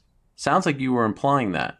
No, what I'm saying is, although this team did get brought together by money, a lot of it, okay, the squad that I have, I had to pay them to not protect me, but be alongside me and whatever was to pop off. We did not know a War Games match was around the corner whenever we got started, but I did have money to bring them, and we gelled very quickly because we're all like-minded people. We're all badasses. We all like to succeed, and we all hate the Undisputed Era. So, I mean, that was a very quick camaraderie-building thing. But you're talking about Undisputed Era. These guys have all been in each other's weddings for years and years and years. It is very normal for teams that are at very high levels to continue to build the chemistry, to continue to put each other over, to continue to learn about each other. Pete Dunne and I have had conversations now, the bruiserweight, a man who would smack you in the mouth without you even thinking about it. He and I have had conversations about his family and everything like that. So whenever we go into this cage, it's not just a team that was aligned because of cash. We're four brothers walking into war. Hell yeah. Ready to absolutely dominate the Undisputed Era. And I'm not going to slow down at any given time on building the camaraderie with the guys that I think will probably last forever if I had to guess. Taking this all in, it reminds me a lot of the Super Bowl from a few years back. Sounds like the Undisputed Era. By the way, when I'm speaking, you put your phone down, all right? I'll take that phone and I'll shove it up your behind so fast you won't know it hit you, okay? Show me some respect. You look at me man to man, eye to eye. It sounds like the Undisputed Era are the New Orleans Saints, and you guys are the Indianapolis Colts of yesteryear. That's what it sounds like. Tight-knit team brought together from my... Sounds like we're going to see a redux, if you will, of the Super Bowl from a few years back. Well, if it's the New Orleans Saints, the only thing they're going to experience is the Minneapolis Miracle and get shit on Sunday night in War Games. That is what's going to happen if they are the Saints. And they are a great squad. I want to let you know. Who were you texting over there? Were you getting worried that this was getting a little too heated so you needed backup like you do when you go up against Undisputed Era? No. This show's so big that there's just people telling me things that could potentially happen once we get the loser off the screen. What we could do potentially next. That's what's going on, Ariel. That's what's going on. Hey, after this nerd's done, do we want to potentially talk about this is what's being said. But that's what happens when you don't work for, ESPN full time and have producers that do all the thinking for you and everything like that. Our team here at the Pat McAfee Show, let alone the boys that I'm going to war with on Sunday, but our team, we put this show together with a lot of preparation and planning. Okay, it's not just happening on the fly. It's not just happening on the fly like many people think. We do preparation and planning all around the clock, pal. And that might have been a little something that you saw. So since War Games is Sunday, are you going from War Games to Arizona for the Monday night Bills 49ers tilt? No, why? Oh, that's right. You didn't get the Monday night job. That's right.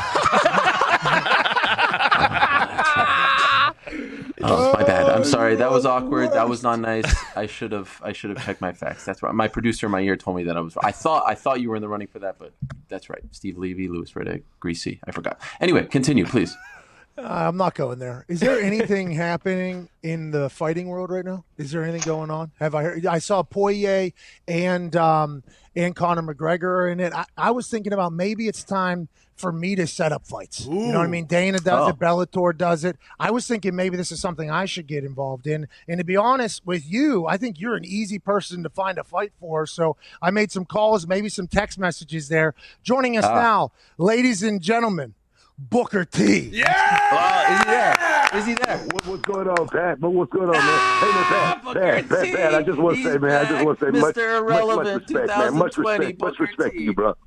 Hey, Booker T, much respect to you as well. I couldn't hear everything you were saying because this loser was speaking over top of you. Booker T, do you have anything to say to Ariel Helwani, who's been running his fat mouth any single time he gets a chance? And he doesn't understand that not only is Booker T a badass professional wrestler, businessman, commentator, but in real life, I've heard stories around these parts, okay, in the WWE family that I'm just a friend of. I'm not in the family. In real life, though, an ass kicker. Booker T, is there anything you have to say to Ariel Helwani and his stupid nose and face and dumb mouth that's been running since he was conceived to this world?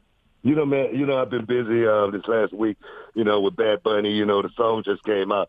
Everybody's all hyped up about that. And I always say, man, just staying relevant is the most important thing to me at this stage of my life and career. And then I see someone like Aaron Helwani, a guy that's running his mouth. I've been trying to get this guy to come on my show, but he's been running. He's been ducking and hiding. He's been talking everywhere. He's been talking, out the side of his neck about Booker T. There again, two-time Hall of Famer, six-time world heavyweight champion, entrepreneur, guy that's done just about everything, as well as giving back to the youth with a small little wrestling organization that I have here in Texas called Reality of Wrestling. We work real hard for our artists here at Reality of Wrestling. But Ariel Helwani, like I said, I know you ain't working out. I know you ain't training or anything like that, other than anything but your voice. Trying to make sure you call it right when you're out there doing the MMA thing. But I tell you, I challenge you on any stage, any level, in the ring, out of the ring, don't matter, anywhere in the world. I challenge Ariel Helwani to any kind of contest that you want to partake in. And my thing is, I'm sick and tired of all the trash talking. I'm sick and tired of all of someone running their mouth.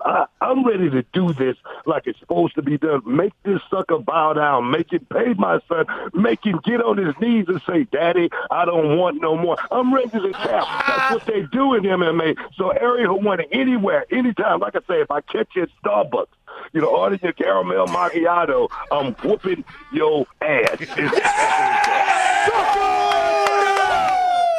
It's on site, Ariel. It is on site, he said. Do you have anything to say for yourself, Ariel? Wait a minute. You know what? I'm going to use a Donald Trump line here. Let's see what sleepy Ariel Helwani got to say. Okay. All right. Well, you know what? First of all, thank you for that. It felt like it was 1998 Nitro again, the last time that you were relevant when you were dropping that film. But I do want to apologize to you sincerely, Booker. I want to apologize to you because you said something there that kind of hurt me in the heart. So I want to take this time to apologize to you. I understand, based on what you just said, that you have invited me to be on your program. And I have not reciprocated. I have not appeared on the program. And so I want to apologize for not taking you up on that offer. I do want to let you know, though, that I have told my agent in the past, and this is probably why I didn't get the invite, that I don't appear on shows that don't have more than 25 viewers. That's the problem. So you see, I work for the worldwide leader in sports. I can't waste my time on rinky-dink local Houston, I think, radio shows that are listened to by 25 people. Booker, you had a good run, my man, but it's 2020. 1999 called when WCW gave you the belt because they had no one else in the company. You haven't been relevant for 20 years, Buster. So I'll tell you what, if you need me to go over there to boost the ratings like I'm doing this Sunday at the NXT TakeOver show, man, I'll be happy to do it. I'll do it out of But to be honest with you, my man, there's nothing for me to gain here. You know what I'm saying? I do a show with a two-time Olympian, Daniel Cormier, a man who stepped in the cage and won the UFC light heavyweight title. Daniel Cormier, the guy who cried on national television because he got his ass whooped by Judge Bones Jones twice. That's the guy you're talking about. On steroids, Booker, on steroids. The guy who just got retired. That's who you're talking about. Bro, come on. You talking about relevancy? Daniel Cormier is no more relevant than you are. I'm gonna tell you right now. The ratings are definitely. I'll call his ass up right now too. You want to do a little surprise appearance? You know why? Because right now. You need somebody to watch your back. You need somebody to protect you. You know what? I'm 6'3", 240 pounds of Roman storming grave digger destruction, and I know that's a whole lot that will whoop somebody's ass. I don't need no bodyguard. I don't need no backup. So why you talking about calling Daniel Cormier? Because I just said he was crying on national television. Wow, you're going to go there, huh? You're going to hit the man while he's down. This went there man talking has about my career. Shoes that you Booker couldn't T even is the dream most- of putting on, Booker T. You do a little dance, you do a little spinaroonie, and you think you're all that. You put a little crown on your head. Guess what the crown that Daniel Cormier put around his neck? He put an Olympic gold around his neck, for God's sakes. What do you know about that? You know nothing about that. How many two-time Hall of Famers do you know? None, Ariel. Shut your mouth. How about that, Listen, Ariel? who wrote you into the Hall of Fame? You didn't earn that. You didn't earn any of that. Someone wrote you into the Hall of Fame. Booker T. Don't you go toe-to-toe with real shooters. You're talking to a real shooter, Booker T. You're talking to a guy I'm going to tell you right now. Area 1, let me tell you something. You guys do real sport. If I see you around the building, men. You understand that? If I catch you around the building, and I said this before, I said if I catch you at the workplace, I ain't going to do nothing. If I catch you at the airport, I ain't going to do nothing. But you're talking about me and my career. You started this. If I catch you at the building, I'm gonna slap you around. How about DC? I got Daniel DC. I got Booker T and Pat McAfee live on the radio right now, disparaging your name. They have come at me, DC. Tell them what you're gonna do to Booker T. Tell them right now. You're on the air right now, DC. Tell Booker T. He's just like a little bitch. He called Daniel Cormier. Hey, Booker T. DC is talking. A real champion is talking. You shut your mouth when a real champion is talking. DC, go ahead. You want DC to talk because you was a bitch. I mean, in any area, in the weight room, on the track, on the golf course, because I hear that's what he loves to do now. In the wrestling ring, no matter where this happens, it's a non-event. You don't put me in a situation where I'm competing against Booker T. It does not work, and I do not want to embarrass a guy that I used to look up to. But this attitude that he's shown lately shows me why for so long no one ever stood up out of their seats when he hit the curtain. That's right. He was a curtain jerker, DC. He was a curtain jerker, and he rode the coattails of Stevie Ray for years. How dare you speak about Daniel Cormier like this? How dare you guys try to jump me like this? I got Olympians by my side. You understand what an Olympian is? I got champions by my side, Pat McAfee. What have you ever won? A kicking contest? You loser. You haven't won anything. Thank you, Daniel. Talk to you around later. the building, Daniel Cormier is not going to be with you, and I'm going to slap you around. And you're going to slap you. How about that? Yeah, you ain't slapping nothing around, Jabrona, right? All you're doing is slapping around that little weight set that you got over there, Fisher Price, made for the geriatric club, 55 and old. How old are you these days? I'm in the gym training every day. I mean, it's embarrassing that you're making me go toe-to-toe with me right now, Booker T. You're an old man. Your time has gone, all right. right? Hey, listen, real quick. I respect Daniel Cormier and what he's done in the fighting game. I've never called Daniel Cormier out to a fight or anything like that. Because this all started because you called him out. Did you forget? Did the old man stuff get to you over there? You started it. You started it, Booker T. Now you don't want to let me talk. Like I say, I respect Daniel Cormier for what he's done. But Ariel 1, you've done nothing but talk. You've done nothing. I've never heard about one fight that Ariel Helwani has been in. You the one who brought Daniel Cormier into this beef between you and I. You the sucker who ran your mouth talking about the irrelevance of Booker T and bringing up my career and what I've done as far as what I've represented for this business, for so many. And for someone like you, how dare you?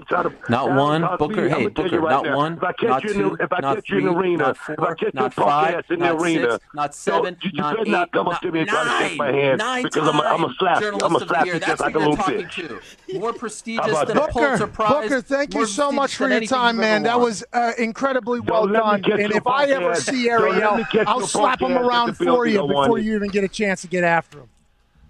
Hey, I appreciate it, bro. Thanks for the time.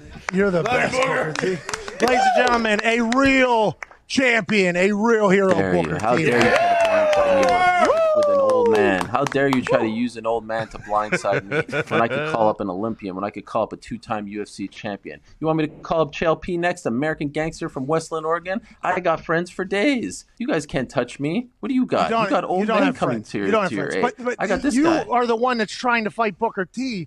Not me. I'm not saying, you know what, tell Daniel Cormier that I'll give him the biz. Not a single. I have a little self-awareness. You do not, Ariel. And it was very obvious that entire conversation with Booker T. And I assume that will potentially be to your detriment at some point, especially if he sees you. Because he said more than once that he's just going to smack you around. And I don't think Booker T's messing around. He'll see me from like 50 yards away. He'll get on his little scooter. He'll use his little cane. And then I'll just power walk my way out of there. I mean, how is he going to jump me? I mean, the guy is 57 years old, if not 58. I mean, yeah, okay. I'm very afraid. How old are you? What else? Who else you got to Ariel? bring out How from old behind are the curtain? How old are you? How old are you? It doesn't matter how old I am. I'm 38. I'm 38. Hey, I would bet very, very large amounts of money that a 57-year-old Booker T, I don't know if that's how old he is, 55. whatever he is. 55? Mm-hmm. Looks 57. Well, I know what he definitely looks, and that is in better shape than you've ever been in your entire life. Yeah. I don't think 55 What do you know? How trips do you know around what the kind of sun shape I'm in? changes. What do you, Because you've only seen me from the neck up. Yeah, and it's a pencil neck, just like that thing you're holding in your goddamn hand. Here we go. I mean, I've never seen a human. I've never seen a human look like a trash bag as much as you do. See the wars it's been through? Look at that eraser. It's hardly there. Those are the kinds of wars it's been through. Bigger wars than you and Booker combined, all right? Because you can't spell. Well, not only can he can't spell, but also that thing's going to be used to erase your entire legacy whenever you and Booker potentially run into each other face to face. Because now that you're doing the NXT kickoff show, what you're going to learn quickly is, hey, you're going to run into some people. You are going to run into some people. When it happens, I hope I'm there when you get your ass kicked. Ladies and gentlemen, Sunday kickoff show, War Games, a man who will be on there from his basement. Ladies and gentlemen, exactly. Ariel Helwani. And that's where the joke is on you, Mr. McAfee. I ain't running into anyone because I'm doing the show from here. Best of luck to you and those jabrones on Sunday. I'll be watching. The Undisputed Era will reign supreme once again. Adios. Take a hike, dude. Jesus. Oh, that was electric. Wow, that was awesome. Man. I mean, that was obviously, everybody knows, that was the text message I got in the middle of the conversation from Mansour. He was like, Booker T should join us, should he not? And I'm like, yep, absolutely he should. How about Booker T, by the way? I don't know if he was just coming off of a show, if he just got out of a workout. I mean, he went from 0 to 100 real quick. Oh, yeah. Real quick.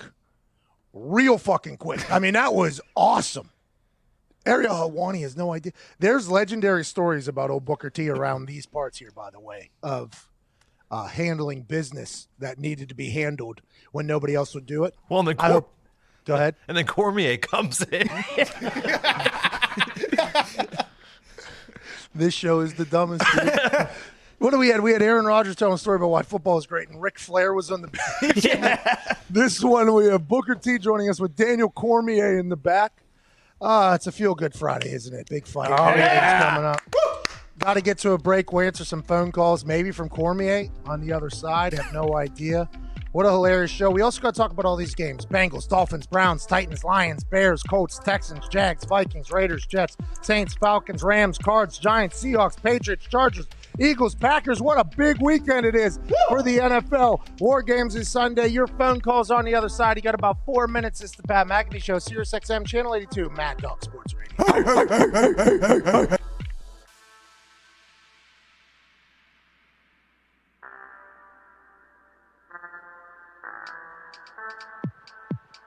We have no idea how to do the subway system, but Zeke is doing the directing, the mapping, the planning.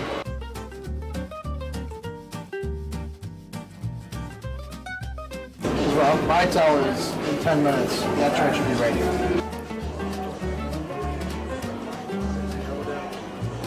He knew his shit. He said it's going that way. This is Zito guided tour. We're not gonna get a spot on the train.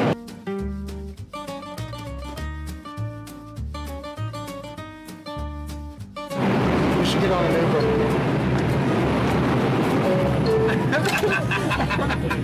This was a bad idea. This was a bad decision. Oh wow. Oh wow. I mean, it's gonna be interesting. Are we on the right way to Yankee Stadium right now? To the Bronx. I don't like that hesitancy. Stand clear of the closing doors, please. New York it's a bit much. There's shit everywhere. It smells like shit. There's a lot of people, but it's a hell of an industry out here, you know.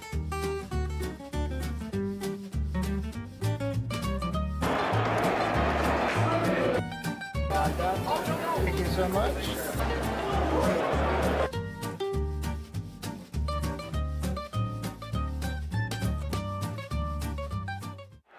Hey, let's go now, Yanks. What do we say now, Kanaki? Yeah. Underrated, we the underdogs, underestimated. Underrated, we the underdogs, underestimated. We the one. Out of the darkness I rose up. Golden my soul, it's a gold rush. Yeah. Honor and freedom, I toast up. Kicking game on the snare drum. Out on the beat, let it bleed out like sacrifices. Cut it open emotions. Spilling like oil and coasting. Therapy for my mental, I'm pinning a pistol and shoot down the criticisms individually. I heard the voices that told us. Yeah. No dirt on my name and wish me the worst and stole us. Yeah. Shot through the heart and pray on my downfall. But Yahtzee prevailed on my own. Now I stand on top of this. Hey, I said it was salami time. On my chest like Olympic gold. Rap it smooth on the floor like a jazz song. Witness greatness, look up in LeBron home. Remember next time for you doubt us. That only made me go.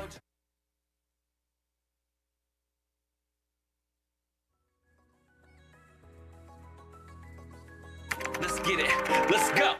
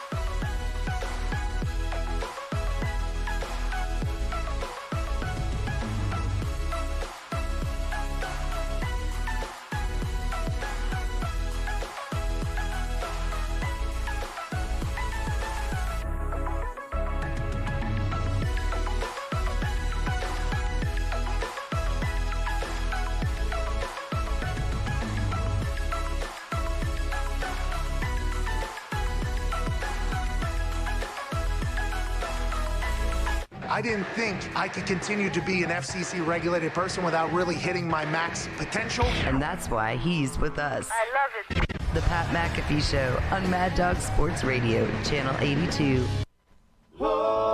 that. Yes. Needed that. I think we need it. Yeah. Welcome back to this Fight Friday. December 4th, 2020. Pat McAfee Show, your 6XM. Channel 82, Mad Dog Sports Radio. Today's show is brought to you by Arby's, the greatest fast food to ever exist. 10 different meats, 25 different sandwiches, incredible appetizers and desserts, all available to you right now at your house or work or school, wherever the hell you are. They can be delivered via DoorDash. Orders of $15 or more of Arby's on DoorDash get a free delivery with the promo code MEATS. Do not let a little delivery fee get in the way of you enjoying the greatest fast food that's out there. I had a 13-hour slow-roasted smoked brisket sandwich today, as I do, by the way, every single day of my life. Double beef and ched, by the way, also is a new staple that I've been adding in there.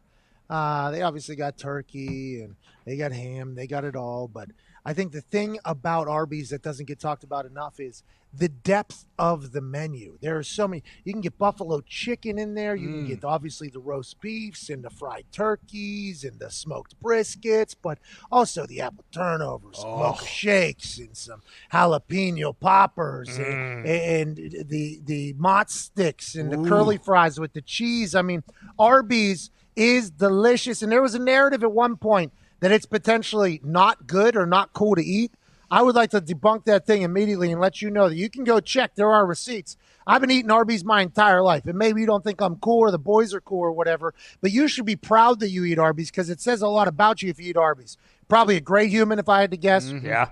You got incredible taste buds that make smart decisions. Yeah. You're probably a hardworking person if I had to guess. Oh, hell yeah. For sure. You enjoy life, I'd assume. Yeah. You like your family. Love them. And even if you don't like your family, you like Arby's, and that means that you make good decisions on a regular basis. Shout out to Arby's, shout out to you, and shout out to Booker T calling in and putting Ariel Helwani in his goddamn place. That was one of the most entertaining segments. That was the hardest I've laughed in here in a while. That was awesome. That might have been, I mean, I don't know how it was on radio. You know, like I'm not 100% sure what people that are listening to this on Sirius XM Channel 82 Mad Dog Sports Radio, if they could really get in there. But boy, what an electrifying segment right there. Booker T, I think a lot of people on the internet are like, hey, it's a work, it's an angle, it's a setup. I don't know. Feels like in that voice, Booker T actually might slap that nose off Ariel Helwani's face whenever he sees him for the first time. I'm nervous for Helwani to actually see Booker T the next time because, like you said, he might slap his face, but he almost might elbow his neck, and really put him down. Yeah, you got it. You know what I'm saying? You know those elbows to the neck. I mean, I took one yesterday. My neck is still hurting. I don't know what happened, but yeah. I think that is what Helwani should think about, is potentially blocking himself from the elbows to the neck. Yeah. Hey, the only way to disarm someone very, very effectively, elbow to the neck. That was awesome, dude. Whether he elbows him in the neck or not, or just slaps him in the face. Ariel is doing work, with the WWE now, with this NXT kickoff show, which is where I began my relationship with the WWE family years ago. I'm just pumped. I'm pumped that just happened. I spent the entire break there just laughing, trying to watch it back on Twitter. Man, what a moment there. And then Cormier calls in, Olympic champion, two-time champ or double champ in the UFC. This show is the dumbest show on earth. It is. I understand there's other people that are gunning for that title, and I get it. But until you can get a real-life spat between Ariel Helwani and Booker T, and then have Daniel Cormier chime in via speakerphone while all of us just giggle and cackle the entire time, I'm not 100% sure you can even hold a fucking flame to the dumb shit that we got going on. Honestly, I have no idea if you can. Speaking of dumb shit, last night, a high school football game, one of the wildest things I've seen in a long, long time. There's a ref that says, basically the video that captivated the internet was a ref was on the screen and he goes, he has been disqualified or whatever. So he obviously just kicked somebody out. And then classic high school football, the panning and the viewing and the zooming is always real rigid and rough, and it's not good at all because they're learning, everybody's learning and everything like that. And the ref leaves the frame for a little bit. Then all of a sudden you hear a crowd start to make some noise. And then the camera operator, incredible job of zooming out and moving back over to the ref with the noises. And all of a sudden, out of the middle of nowhere, boom, ref gets absolutely slaughtered by one of the players. Now, since learning about this, I guess the kid that did the thing is like a all state or all area. What is he, Diggs? It was just up on the screen. I believe it was all district or whatever last year. All district player. He got 2 personal fouls, one for a late hit on the passer and then one for an unsportsmanlike conduct. So he gets ejected in this playoff game. Upon learning that he was disqualified, obviously he gets very pissed off to the point that refs or his coaches couldn't hold him back or his teammates. He does a probably 30-yard sprint into the middle of the field. And I know that the field is 53 1/3 yards wide, but it wasn't on a straight angle. So it was about 30 yards at an angle a little bit. And he just hits this ref. Ref goes flying. The kid has no helmet on. The ref obviously doesn't have a helmet on.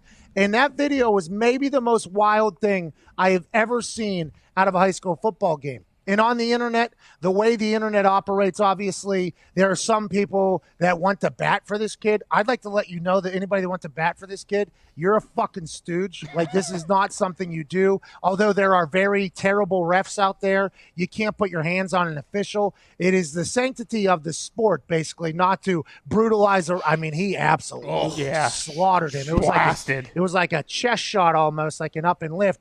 And then he's not going back for more. He kind of jogs away. The opposing team tries to figure out whether or not they should protect the ref, and they're like, well, this guy kind of hasn't helped us out either, so they don't know what to do. But there's people on the internet defending this kid. This is the defense for this kid.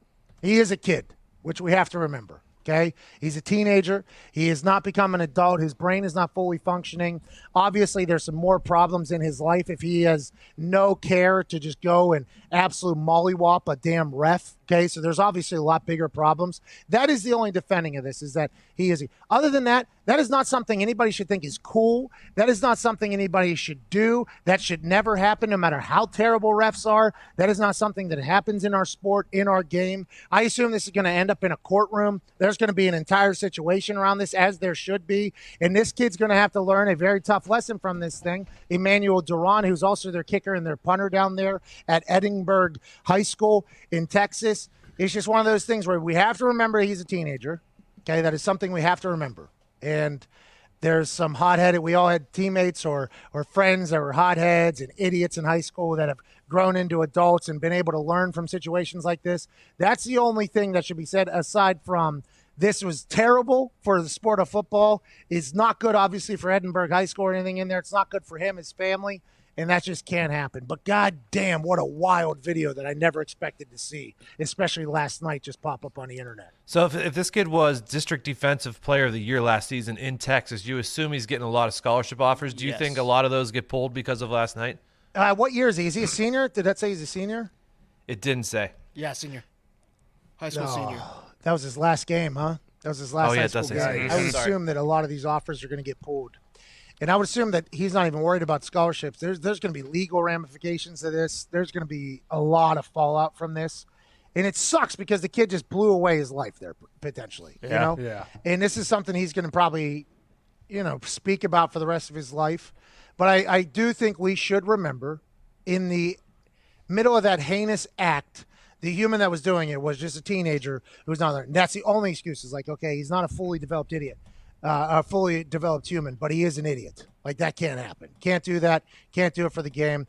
The fact that nobody stopped him while he was sprinting, even though I assume he was pretty tough to stop. That's why he was all region at defensive line. Guy got to quarterback a lot. Got to ref as well. That can't happen. I saw a lot of people going like, some refs deserve it. It's like, we all agree, okay? We all agree that there are some refs that you like to punch in the face and everything. You just don't do it because it's the game. Yeah. You respect the goddamn game. That can't happen. Do you think because he is a teenager he messed up, like someone like Greg Williams might like reach out and try and help him get to a school or not? Not just him, right? Not just Greg Williams. Who'd you say there? The guy that got into trouble whenever he was in the NFL? You talking about the defensive coordinator for the Saints? Yeah. Oh, because Jets. He also went through some stuff. I was just saying, like, do you think there will be... Hold on now, Connor. There's probably 7,000 different examples you could have put in there. I like the fact you put Greg Williams in there because that is one of them. Okay. But I think there's a lot of players, too, that have potentially fucked up in their past whenever they were young. Absolutely. And I think somebody will reach out to them because you got to remember, football is a family, okay? You play football, you're a part of our brotherhood, you're a part of our game. That is why it is so disappointing to somebody who played football. Now, granted, I kicked footballs, but to guys, like, you can't do that. Like, that makes the game look bad, right? The people that don't like football, you're just giving them more ammo for our organized chaos that we have and the organized violence that we have.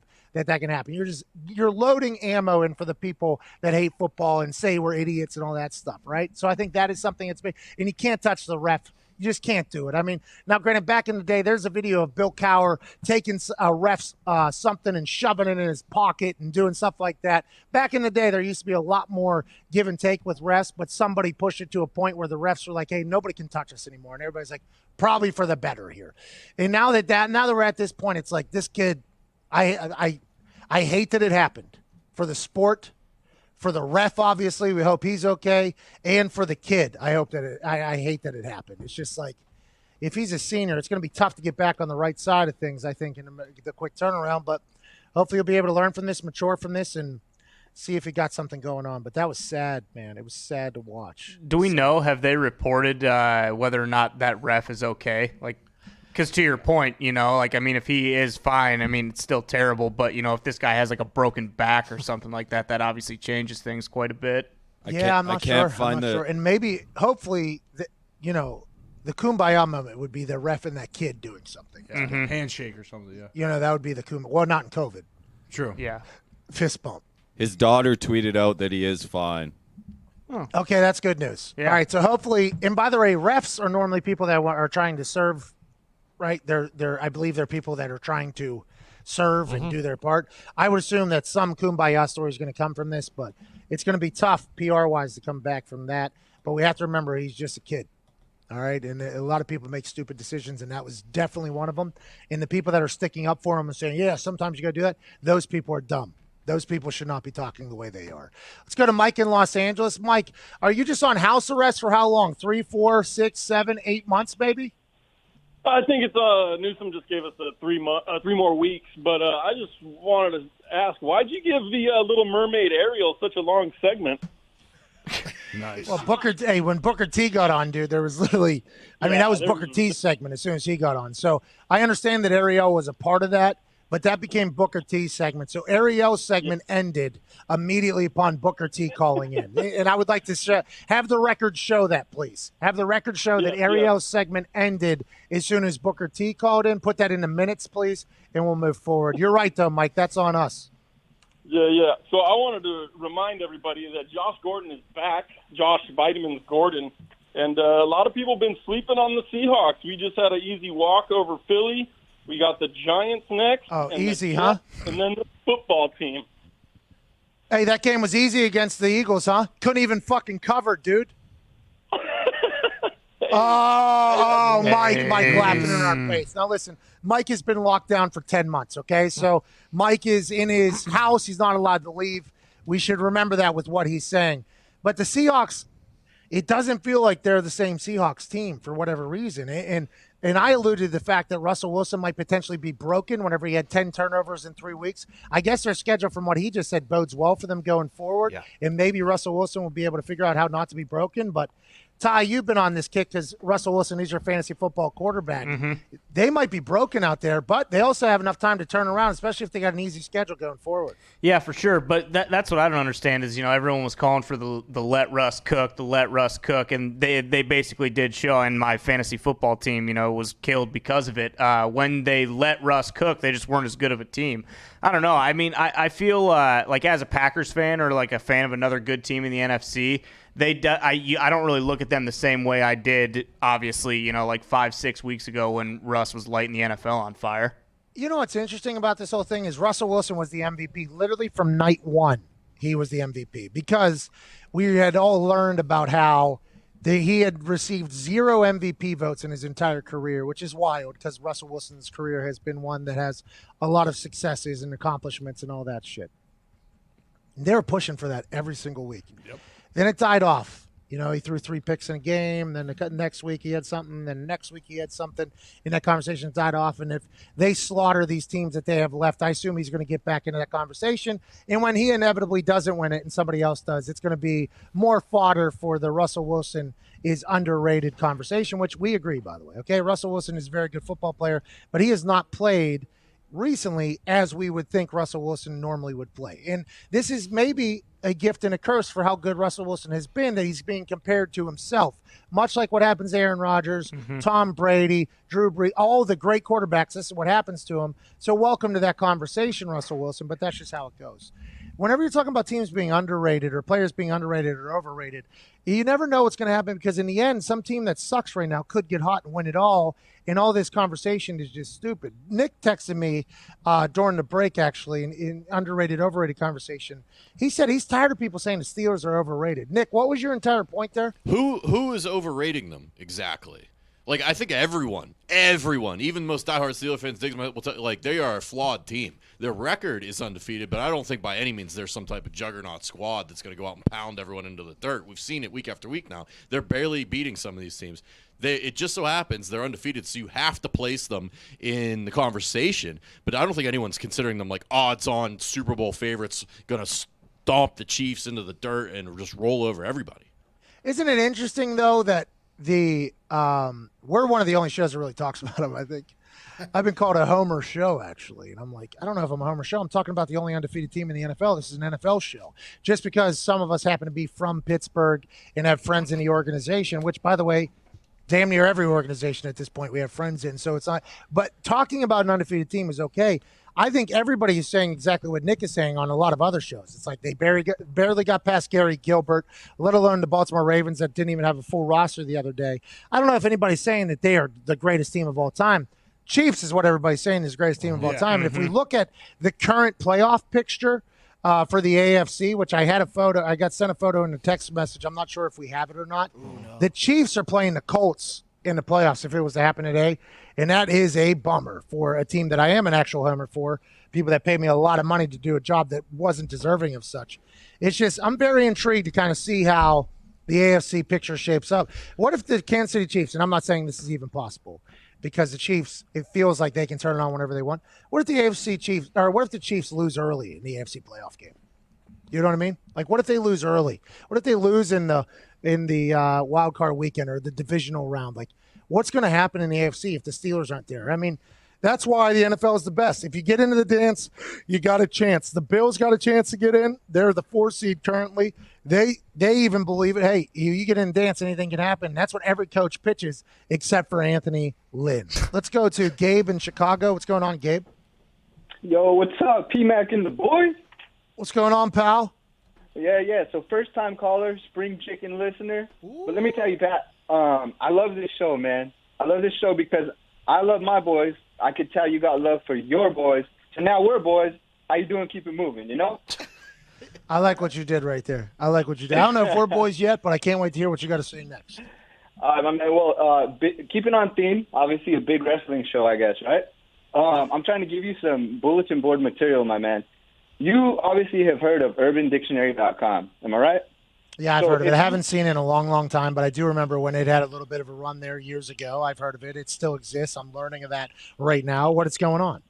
Okay, so I'm recruiting the entire McAfee Mafia to log on to UrbanDictionary.com. Look up Pat McAfee. The number one definition is from this pansy called Cool Kid Chris talking shit about you. So I think everybody needs to log on and thumbs down that fucking definition because we need some respect on your name. Cool Kid Chris. I bet you those are all spelled with K's. Of course he's linked to the KKK, that kid. That kid stinks. Let's make sure Cool Kid Chris takes a goddamn hike. I don't know. Are you allowed to self-edit Urban Dictionary like Wikipedia? Is that how the whole thing works? Almost positive, yeah. All right, so we'll change that around, obviously. We'll go to that. I assume this kid's an Adam Cole fan, and, that guy obviously sucks, Adam Cole. Speaking of, I got a message from, what's his name, Derek Baker or Jared Baker or something like that on TikTok yesterday. Huh. You guys saw it. You guys are the ones that sent me the damn video. Yep. Oh, yeah. I got an Adam Cole fan cutting a promo on me on TikTok. Kid's got 1.7 million followers. What's his name? Baker Byrne, at Baker. Looking up right now. Whatever the case. I got people on TikTok saying bad things about me. I got people on Urban Dictionary saying bad things about me. The good news is I don't give a single damn about any of you losers. Hell yeah. Baker Banter. I'll tell you what, Baker Banter. I think his name's Derek Banter. Maybe Jarrett Banker. Banter, Baker, whatever his name is. After I get done with the Undisputed Era this weekend in War Games, pal, hey, you're next, pal. I'll tell you that right now. I'll tell you that right now. I'll take down every single Undisputed Era fan on the internet if I have to. I'm okay with it. I got no problems with that. Boys, are we scared of any of those humans on the internet? Hell no. By the way, do you like that of Danny and Oni with the hell no on Wednesday night? Oh, yeah. That was good. Yeah, obviously it was rehearsed. You saw that. Yeah, it was not, obviously. The third question, are you two the best tag team on earth right now? And I think they're both like, well, that doesn't go. No, well, no, you're not. All right. Yes, you are. Yes, you are. So, you don't need to say hell no here. Let's get to one more phone call here. We got about a minute and a half left before the hard out here, and then AJ Hawk will join us on the other side. Let's go to Brooklyn J in Brooklyn, New York. What's going on, Brooklyn? Peace to you all and your crew. What's good with y'all? Hey, First life time is good, caller. brother. We got about a hard out in about a minute. What do you got, boss? I just wanted to talk about the NBA and their drug testing policies and for next year. Do you think that the reason that they're doing that is because a lot of the guys already come to the game cooked up already? And they're... I do believe, Brooklyn, that is potentially the case. Brooklyn just referenced how the NBA will not be testing for weed anymore, or next season they will not be doing. I believe this is probably something that will start rolling out through all the other professional leagues. At the Hoop Central, the NBA will not drug test for marijuana this upcoming season. I had no idea that they ever tested for marijuana, to be honest. As somebody who has been courtside for a lot of NBA games, I did not know that was even something that was happening. This is smart. Hopefully the NFL and everybody else follows suit. We'll talk about more about this on the other side. Hour 2 of this incredibly dumb show wrapping up. You have about 6 minutes. AJ Hawks on the other side. Go take a shit.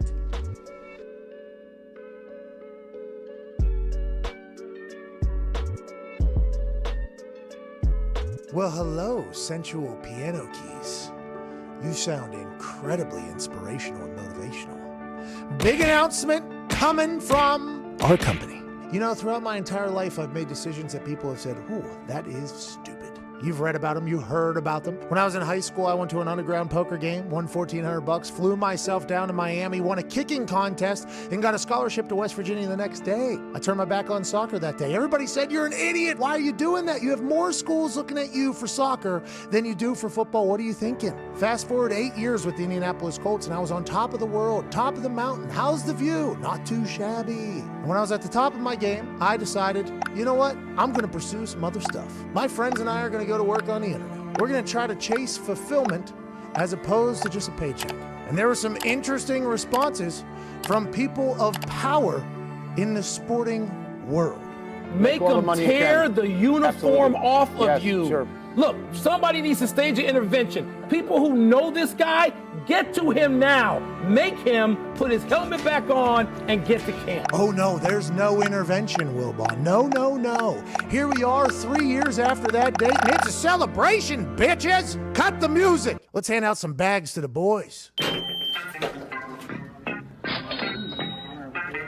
For the boys. For the boys.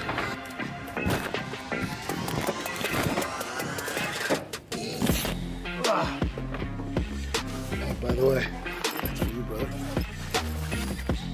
Oh, my God. Are you home? All right, come out the front door. What's up, dude?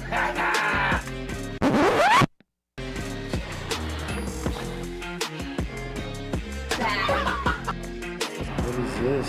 What's this? Oh, you son of a bitch. What the fuck? Fuck you.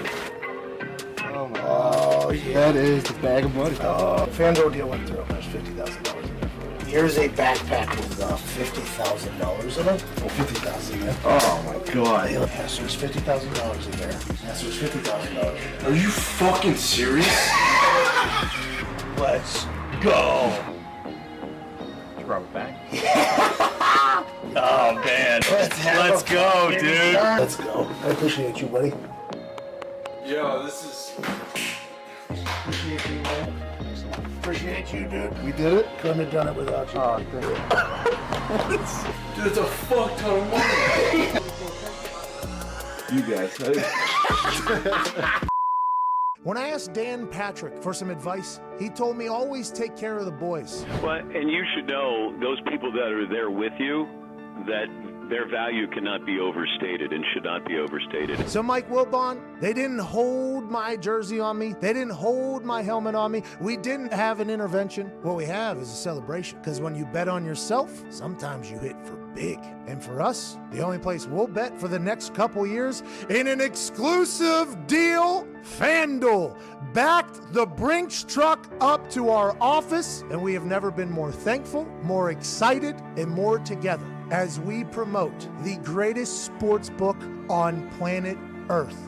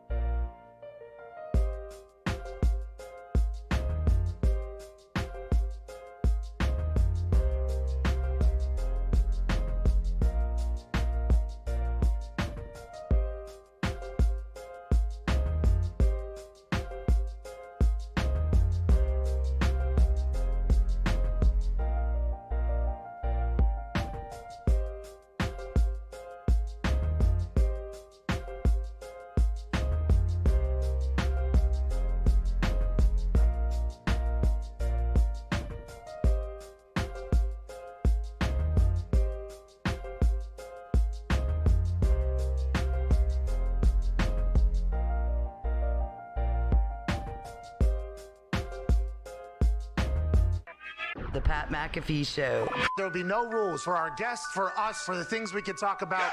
Speaking his mind. I've never had a problem expressing my opinions or my thoughts or anything like that. While being relatable. I haven't had that manufactured fake-ass celebrity that a lot of people have whenever they go on those big networks. I've had a chance to really build my crew, build my following, build my audience. And ridiculous. What am I supposed to do? So I'm supposed to look at something that I can definitely afford and say, nah. Is that what I'm supposed to do?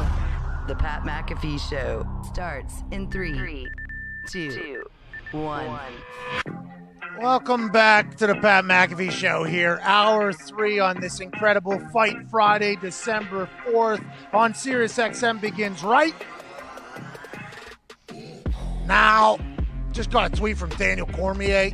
Okay. Just got a tweet from Daniel Cormier basically saying, I better not be slippy. He's going to catch me out there for blindsiding his guy, Ariel Helwani. At the @DC_MMA tweets.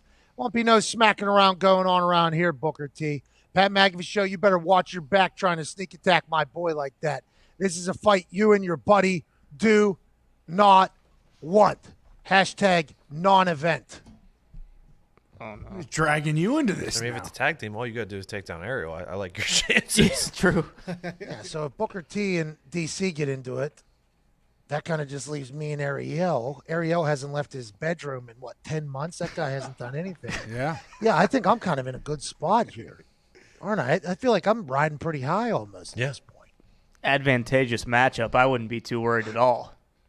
Oh, I don't know what the odds would say, because they got a 2-time fighting champion, like a world fighting champion in there, a double champ and an Olympic gold medalist. So I don't know how the sports book would have us, but I'm okay punching Ariel Helwani in the mouth if you have to, for disrespecting Booker T like that. You know what I mean? You got to do what you got to do.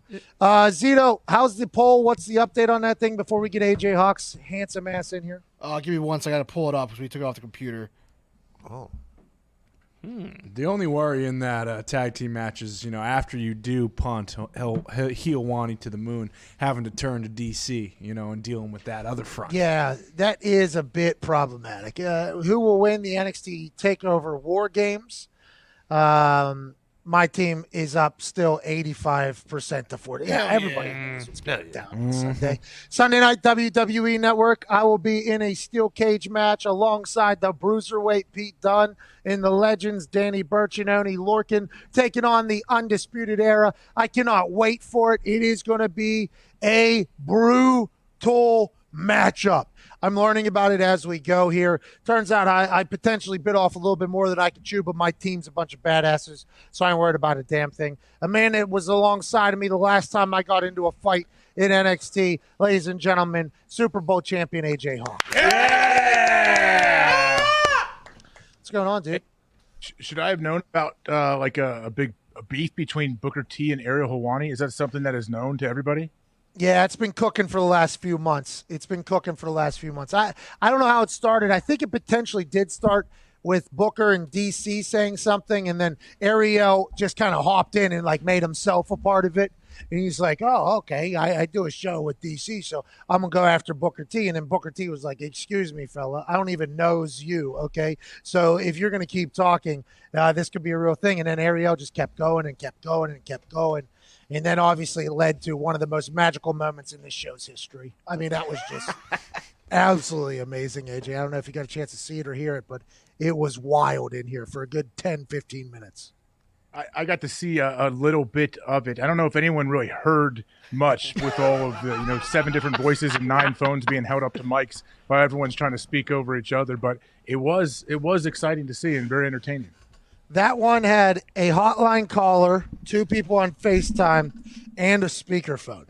And that is how you do good radio in 2020, AJ. That is how you do good radio in 2020. AJ Hawk is joining us, and he has become an incredibly talented prognosticator whenever it comes to NFL games. Can you turn that thing just a little bit this way? And Atta boy Fox. Atta baby Foxy. Foxy.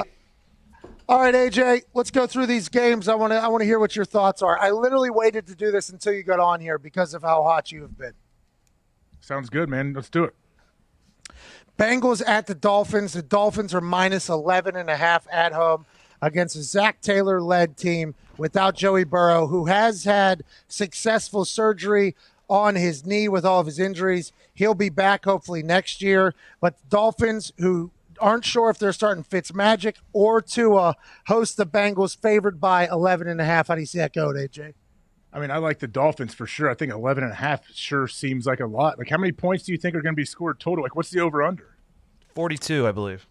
Over-under's 42.5, actually. 42.5, depending upon when this screenshot was taken that we're showing on the screen right now. Shit. So they're expecting a 21-21 game. That's what they're thinking. 3 scores each side. What do you think? I like the Dolphins to win, but I'm not super confident that they'll cover 11.5. Is that right? So you like the Bengals plus 11.5? Yeah. Look at you getting into the game. All right. Okay, so I just circled. I don't like the Bengals. For betting terms, yes. That's why my brain doesn't work this way. You say I like the Bengals. No, I like the Dolphins to win, and then whatever else you want to do with the points and all that, do whatever you want. How do you – well, that's not how this goes. Dude. It's 2020, dude. You see this thing right here, bro? This is literally a gambling website that you are gambling on. You can pick the Dolphins to win straight up. The odds are going to be terrible. Put that thing back up there, Zito, please. You can bet you bet $100 and you'll win, I think, $5 off of that bet if I'm doing the math right in this entire thing. So it's hard just to say Dolphins money line. That's why the sports books are who they are. So you like the Bengals plus 11.5 in Miami with Ryan Lindsley playing quarterback? I don't know if that's who. Finley. All right, Browns at Titans. Titans are favored by 5.5 points. You got Nick Chubb in the Browns taking on Derrick Henry in the Titans. How do you see this game going? Do you like the Titans by 5.5 at least? Yeah, I do. I like the Titans. This is where they shine. This is where Derrick Henry shines. I understand what the Browns do. Complements it very well. They can run the ball, sure. But I think Tannehill makes the plays needed. I think they win and they cover. Okay, Lions at Bears. Bears are favored somehow with Mitchell Trubisky starting over a healthy Nick Foles, hosting the Lions, who are in massive turmoil in the middle of a big turnover in the organization yet again. So I was looking at this is an interesting game for me. I like the Lions here. I think the Lions are going to win this game. So whatever, the fact that they're an underdog, they're getting that interim head coach bump. They got Darrell Bevels stepping in. This is his first game as the interim. So, hey, it's almost a guaranteed victory, isn't it? And a divisional game, so they know each other. The players know each other. You like the Lions straight up, which is at plus 144. Bet 100, win 140. Bet 50, win 70. Okay, that's, by the way, AJ Hawk has been very, very good at predicting underdogs to get outright wins thus far this season. This might be the one of the weekend for him. Colts are at the Texans. The Colts are favored by 3.5 points. The Texans start the game 3.5 to nothing. The Colts don't know who they're having at punter. Maybe Ryan Allen, formerly of the Patriots. Other than that, Texans, we know the deal. Colts, we don't know a lot about yet. Still at this point, even though they've won some games. I like the Colts, and I think they cover too. I think they do for sure. And to clarify, the game doesn't start like the 3.5 points. Has there ever been a half point given in an NFL game? AJ, this is gambling. Jeez. This Okay. is Colts are getting 89% of the money. Oh, so the Texans. Take the Texans. I don't like that. I don't like that for us, but I still got to stick with my pick and take the Colts. Yeah, and I know what you're saying, and I would normally do that as well, but I've lost thousands of dollars the last few weeks whenever I was on the same side as 80% of people. I mean, that has just happened. Jags at Vikings. Man, there's a lot of shit games, huh? Oh, yeah. Jags at Vikings. Vikings are favored by 10.5 at home against the Jacksonville Jaguars, who will be starting Skycam Mike Glennon over a healthy Gardner Minshew. 10.5 just seems like so much. I mean, the Vikings to win, yeah. I want to take the Vikings and give and think they're going to cover too, but no, I would take the Vikings. I guess in your terminology, I'm taking the Jags at 10.5 plus 10.5. Yeah, you're taking the Vikings to win, Jags plus 10.5. There we go. I like the Vikings minus 10.5 because Kirk Cousins came on the show. Adam Thielen's back healthy. That's probably going to be a big win. Hell yeah. Raiders at Jets. Jets are getting 9 points. The Raiders, after whatever happened in Atlanta last week, are favored by 9 against potentially the worst football team to ever play in the NFL. On the road, though, for the Raiders, back-to-back trips to the East Coast. Do you think this is a bounce-back game for the Raiders? They win by more than 9. Yeah, I think they win by more than 9 here. It has to be a bounce-back game. I mean, you're playing the Jets. If they find a way to lose to the Jets, how much do you have to hit the panic button for the Raiders? Do you think they're potentially playing bad because they're not allowed to dance in the locker room anymore? Ooh. You know what I mean? Yeah. Let them dance. Like, are they allowed to have the same energy and vibe that John Gruden likes to have with his team? Knock on wood if you're with me, man. Well, you can't knock on wood because you guys aren't at desk anymore. We're spread out in the indoor facility in the desert. We can't even do that. Maybe that whole thing is ruining and hurting John Gruden. We'll see how that turns out. Saints at Falcons. The Saints are only favored by 2.5 points. Taysom Hill starting his third game. Last week wasn't great at quarterback. Still got a win over the Broncos and, by 28 points or whatever. Saints at Falcons. Falcons 2.5. Julio Jones has not practiced all week, but I think he's going to play in this game if I read a tweet correctly. How do you see this one panning out? So this game is very interesting to me. I like the Falcons, and I think they're going to win this game. I really do. I know it's crazy, but Taysom threw for 78 yards last week. I understand the game plan changed. You ran the ball more because they didn't have a quarterback against you. But, hey, I think they find a way. I think the Falcons' defense finds a way to shut them down a little bit and say, all right, Taysom, you beat us with your arm. Prove to us that you can win through the air. Sean Payton is 7.5-0 with quarterbacks not named Drew Brees in the last 2 years. Okay, 5-0 with Teddy Bridgewater, half a game dub with Jameis Winston, and 2 wins here with Taysom Hill. You would think at some point they're going to have to lose a game. But I'm not 100% sure this is the time. I mean, after the Falcons, I guess, beat the shit out of the Raiders, maybe they're still playing for Raheem and trying to get him the gig or whatever. But that's a wild – I'm going to stay away from this. This one seems like a line that I did not expect to be 2.5, and I think that's why I'm going to stay away from it. You like the Falcons straight up, though. Yes, I do. And the only thing that would worry me is just how good the Saints' defense is. I hope they don't just make Matt Ryan look like he's 100 years old and get a ton of pressure on him and force him into bad throws. But, yeah, I think the Falcons can win. In the first game in Arizona this weekend, Rams at Cardinals. The Cardinals are getting 3 points at home against the Los Angeles Rams, who just lost to the Niners, who are also playing in Arizona on Monday night against the Bills. How do you see this one panning out? Will the Cardinals be able to play up to their potential, or do you think they lose this game? I think the Cardinals lose this game. I think the Rams come in and win. I'm surprised the Cardinals are favorites. I know because they're at home, doesn't that give them 3 points automatically? The Rams are favored by 3. I couldn't hear a word you said because you talked during me. Oh, the Rams are favored by 3. Oh, the Rams are favored. Okay, I thought you said the Cardinals were favored. No, I like the Rams, and I think they definitely cover too. Ooh, you think big bounce back game here? Because the thing with the Rams is if you can't get pressure on Goff, he can sit back there and pick you apart.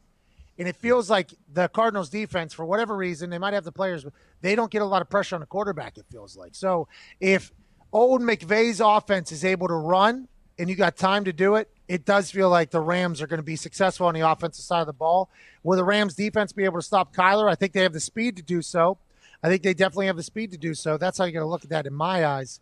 I like the Rams there as well. That might be one of my picks. Also, Pat, one of the reasons, though, one of the reasons I like the Rams, too, is because I'm not sure that Kyler's 100%. I mean, he's definitely not 100%, but we'll see.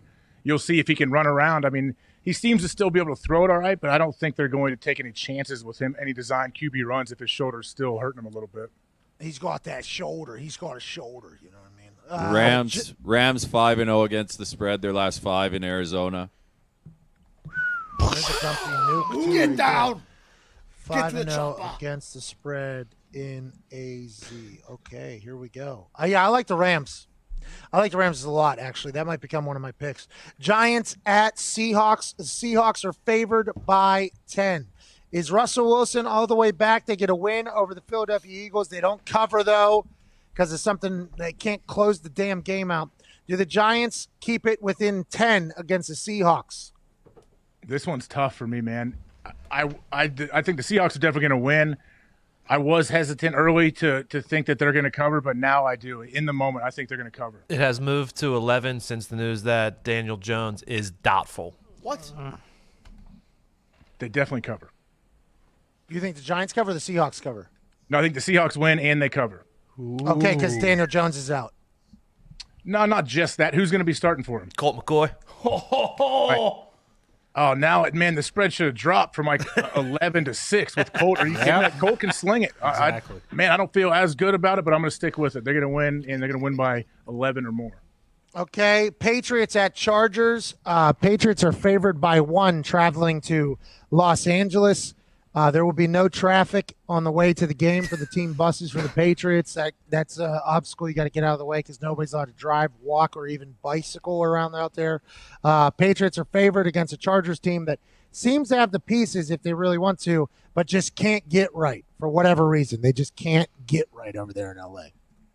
So the Patriots are favorites, which is absolutely not shocking, but it's surprising to me because I like the Chargers to win this game. Belichick 20-6 against rookie QBs in his career. Yeah, what's up, AJ? I just don't know how you have any type of thought that the Chargers are going to win a game. Like, what have they done, you think, in your eyes, that's like they'll win a game, especially after Anthony Lynn tells them you got no shot at the playoffs? Okay, I understand. And believe me, the thing that worries me is how Belichick is able to craft defenses to confuse young quarterbacks with Justin Herbert and Joey Bosa. That's 2 of the reasons I think that they're going to win this game. You son of a bitch. All right, let's go to Eagles at Packers. Packers minus 8.5 at home against a Philadelphia Eagles team that just had Carson Wentz stand in front of it and tell him that he sucked. That's what Doug Peterson said. That Carson Wentz told the team that he understands he hasn't been playing well, a lot of accountability. He knows he's got to play better. Will that rally the Eagles team and Carson Wentz to play better? How do you feel about this game? Packers at home, Aaron Rodgers playing unconscious at the moment. Yeah, he is. And I think that the Philadelphia defense is flying under the radar a little bit. I mean, they've had to find a way with their offense not being able to score points, turn the ball over so much. So I think their defense is going to be okay, but I still think the Packers find a way to win and cover.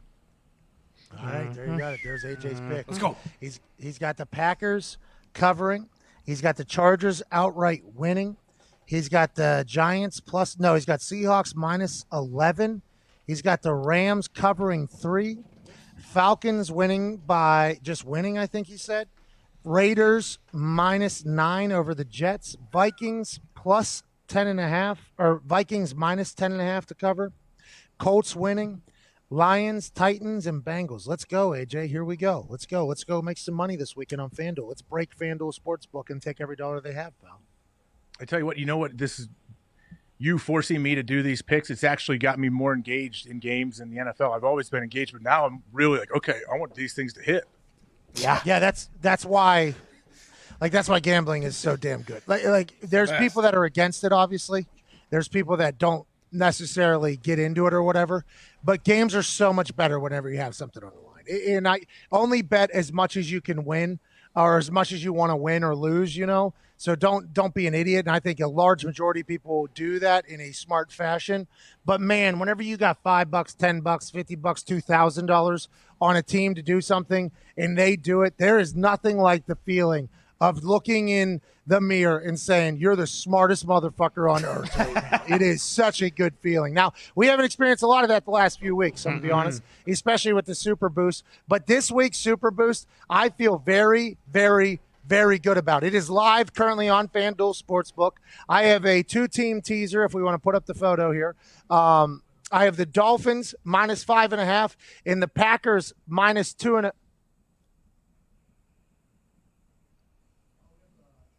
We have to transfer it over, so right now we have to lose AJ for a second, and now it's up. Here we go. There it is. All right, here we go. All right, here we go. All right. Here's a Super that's a production, Boost from baby. minus 125 to plus 125. I have a 2-team 6-point teaser. Dolphins minus 5.5. Packers minus 2.5. Both those things have to hit for us to win. You bet 50, you'll win 62.50 on the other side. The Dolphins, obviously, at home against the Bengals minus 5.5. And then, obviously, the other pick on that particular one, Packers minus 2.5. There we go. At home against the Eagles, normally at 8.5 there. Thank you, Zito, for making that happen. But I feel like this is going to hit, though. The Super Boost has been ice cold. We have to get to a break. We have to also hang up on AJ because we got Bakhtiari on the other side. Would like AJ to call into the hotline via Booker T and then join us on the other side, AJ, if you could. Is that cool? Yeah, tell Zeke to send me the number again. You got it.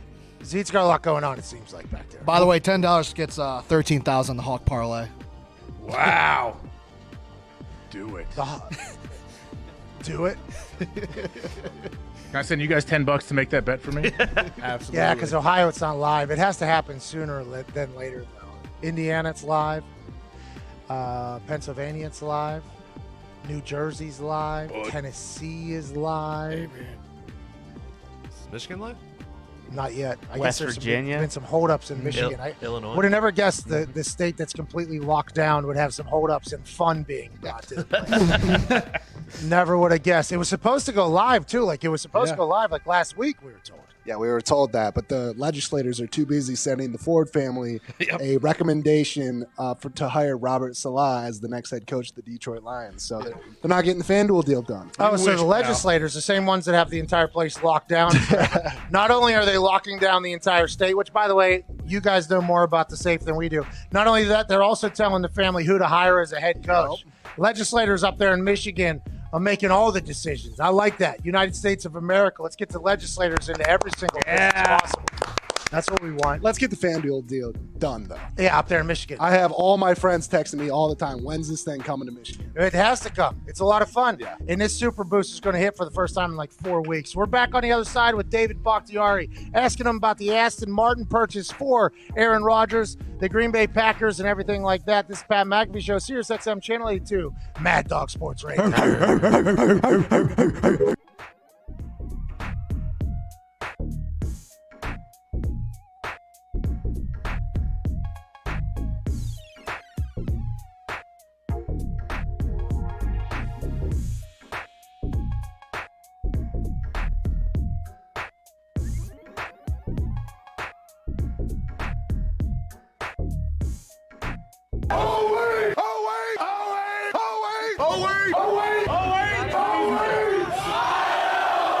There's a grown man with face paint on. So you're Big Nut. I am, and you're Little Nut. Well, I've had a few of those in my life. Hey, I'll tell you what, Big Nut. I hope to find you one day on my wedding night. Big Nut! Little Nut! You did a great job, too. The lines are straight. No DUI problem there. You're really doing a great job here, sir. Hey, Big Nut, I love everything you're about, bud. Because we are going to win the game. He just spit in my mouth while saying that. The most likely team to make the college football playoff is the team that is in Columbus. He said khakis are way too close to that team from up north. If you don't put black pants on right now, you're going to get booed out of Columbus. So I went with the black. Makes me look thin. And whenever I say 2 letters, the place goes crazy. OH! Yeah! Ladies and gentlemen, Eddie George. That offense, though, led by Justin Fields. He has 41 touchdowns accounted for, only 1 turnover. I don't know how he isn't the Heisman favorite right now. Well, he certainly has a chance to make a stick at that today, certainly next week. He was supposed to be in Penn State native Lion. And Mike McQuarrie told me I wasn't Penn State material. Okay, Herbie was your quarterback. He was a senior. You were a freshman. What was he like as a teammate? Oh, he was great, man. Big shoulder pads. Kurt could run for days back in the day. We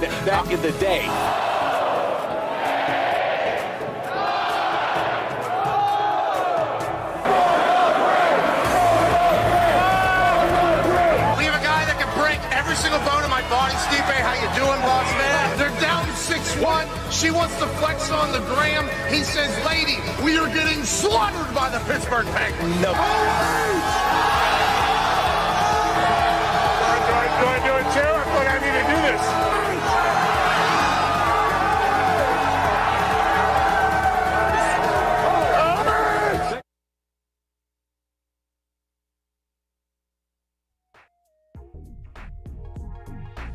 Let's get it. Let's go.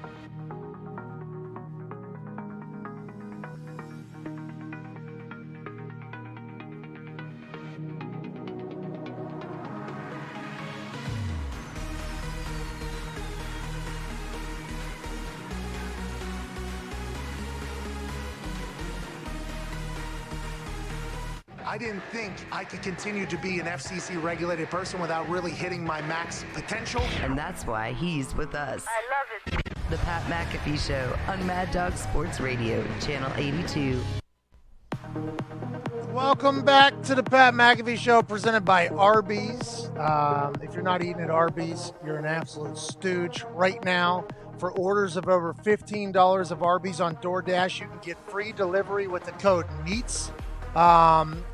There's 10 different meats, 25 different sandwiches, incredible apps, desserts, everything that you could potentially want or need is at your Arby's. Arby's is the best. It is the greatest. It's better than everything else, and they have so many damn options. Go get lost in their menu and enjoy the hell out of the food. Joining us now is a man who is a 2-time Pro Bowler, 4-time All-Pro. That seems interesting.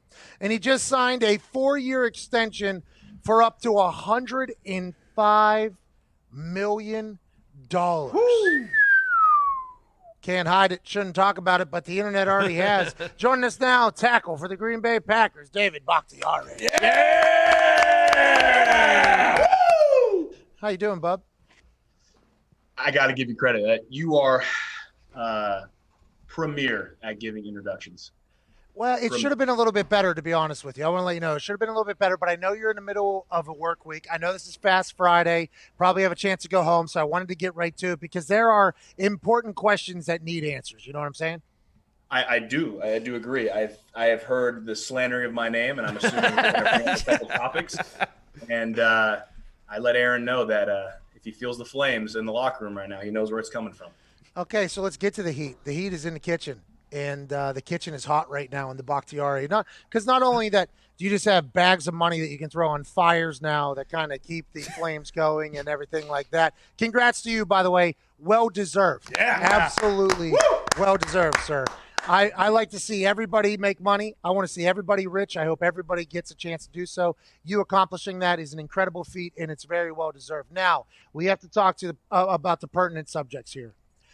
You have never got your quarterback a Christmas present. Now that you just signed the biggest deal in left tackle history, are you potentially thinking about getting him something for this holiday season? Well, before I answer that question, it's a little disheartening to know that my gifts that I've given him are that forgetful to him. That he says that I haven't even gotten him a gift. I mean, the fact that even Brian and I went out of our way to find, because a guy who can really get whatever he wants, we wanted to get something on the funny side and then also something a little sincere to him. And, he's a Scotch drinker. And we went out of our way to get a couple really nice bottles for him. Some that it's particularly a little bit hard for him to get. And, the fact those go unnoticed and even forgotten out of his memory, which I think we all know Aaron has got one of the best memories, I think, that at least the guy that I know, that really just kind of proves me kind of where I stand with him on when it comes to him even remembering anything I even do. That's a shame. That's a shame that happens because I know whenever you're trying – because – a lot of us in the NFL are tough to shop for, right? I mean, a lot of us are normally impulse buyers. We have the ability to have connections to get damn near anything. And I've been told my entire life I'm very difficult to shop for, and I respect and appreciate that. But then whenever your friends go out of the way to find you something that you know is heartfelt and thought out, it's like, I understand that you could have spent a lot of money to get me something that's glorious, but I could have got that myself. So you going out of your way to really – get him something that he might not be able to get himself or something he'll love. And the fact that he just took that bottle, okay, probably drank it. I don't know if you saw earlier in the season. This is what his Scotch glasses look like, okay? He goes 6 fingers deep. We had that conversation earlier. And the fact that he just drank that and then doesn't even recall that is a little bit sad. Was that a New Year's Eve gift or was that a Christmas gift? And do you think that is potentially the confusion? That was a birthday gift. I gave him plenty of time for him to kind of mull it over, enjoy it, especially in the holiday season, keep warm in the house without turning on the fire. And then, we do a white elephant every year. I don't give one specifically, but I actually am working on a gift for him. I gave him a gift this year again for his birthday. As you know, it was this week. And I'm sure – actually, I do know that he did forget because he had asked me, you didn't get me anything for my birthday. And again, I was like, well, clearly you must have skipped over my page where I gave you a recipe for best friend ribs and best friend smoked chicken wings. So, wow. By the way, you're not just giving that gift to anybody. You're not giving that gift to anybody, by the way. You got to earn that gift right there through years. That is sentimental. That rub that I put with both of those isn't something that you can just go buy anywhere or get anywhere. This is a little secret thing that I have working in the house. It's something I knew that as he's becoming more passionate about, I wanted to give to him. And again, who gets forgotten? So at least I know where I stand. I mean, I'm cool with it. I respect our friendship. I consider him a best friend. I don't know how he considers me, but at the end of the day, I know where I stand. I know where my loyalties are, and I can go to sleep at night and I can look myself in the mirror. Well, and that's why, offensive linemen are like that, though. Oftentimes forgotten, oftentimes very, very loyal, willing to do whatever they can to get the job done. And it's interesting, though, you said you've got him gifts in the past for his birthday because you also got to feel for Aaron a little bit. December birthday normally means you get fucked on one way or the other there for Christmas or for your birthday. You know what I mean? Like the rest of us, we kind of have, our birthday and then the holiday season comes around. It's two different things. The December birthdays, that is should have came out a different month. That's not your fault. I'm just saying. You could see how he potentially goes, yeah, but Dave, that's my birthday. There's a difference between the two just because I was – so you can see where he's coming from in that whole thing too as well. No, but sure. I don't know if you've heard what he's looking for, by the way. We have a photo of it. I don't know if you want help and what you should buy him for Christmas, if you're going to get him a Christmas gift or anything like that. But I believe this is actually what he wants. Zito, do we have the photo? That is the Aston Martin he's looking for. That's him at his house waiting for you to show up. I'm not sure you'll be able to fit in it.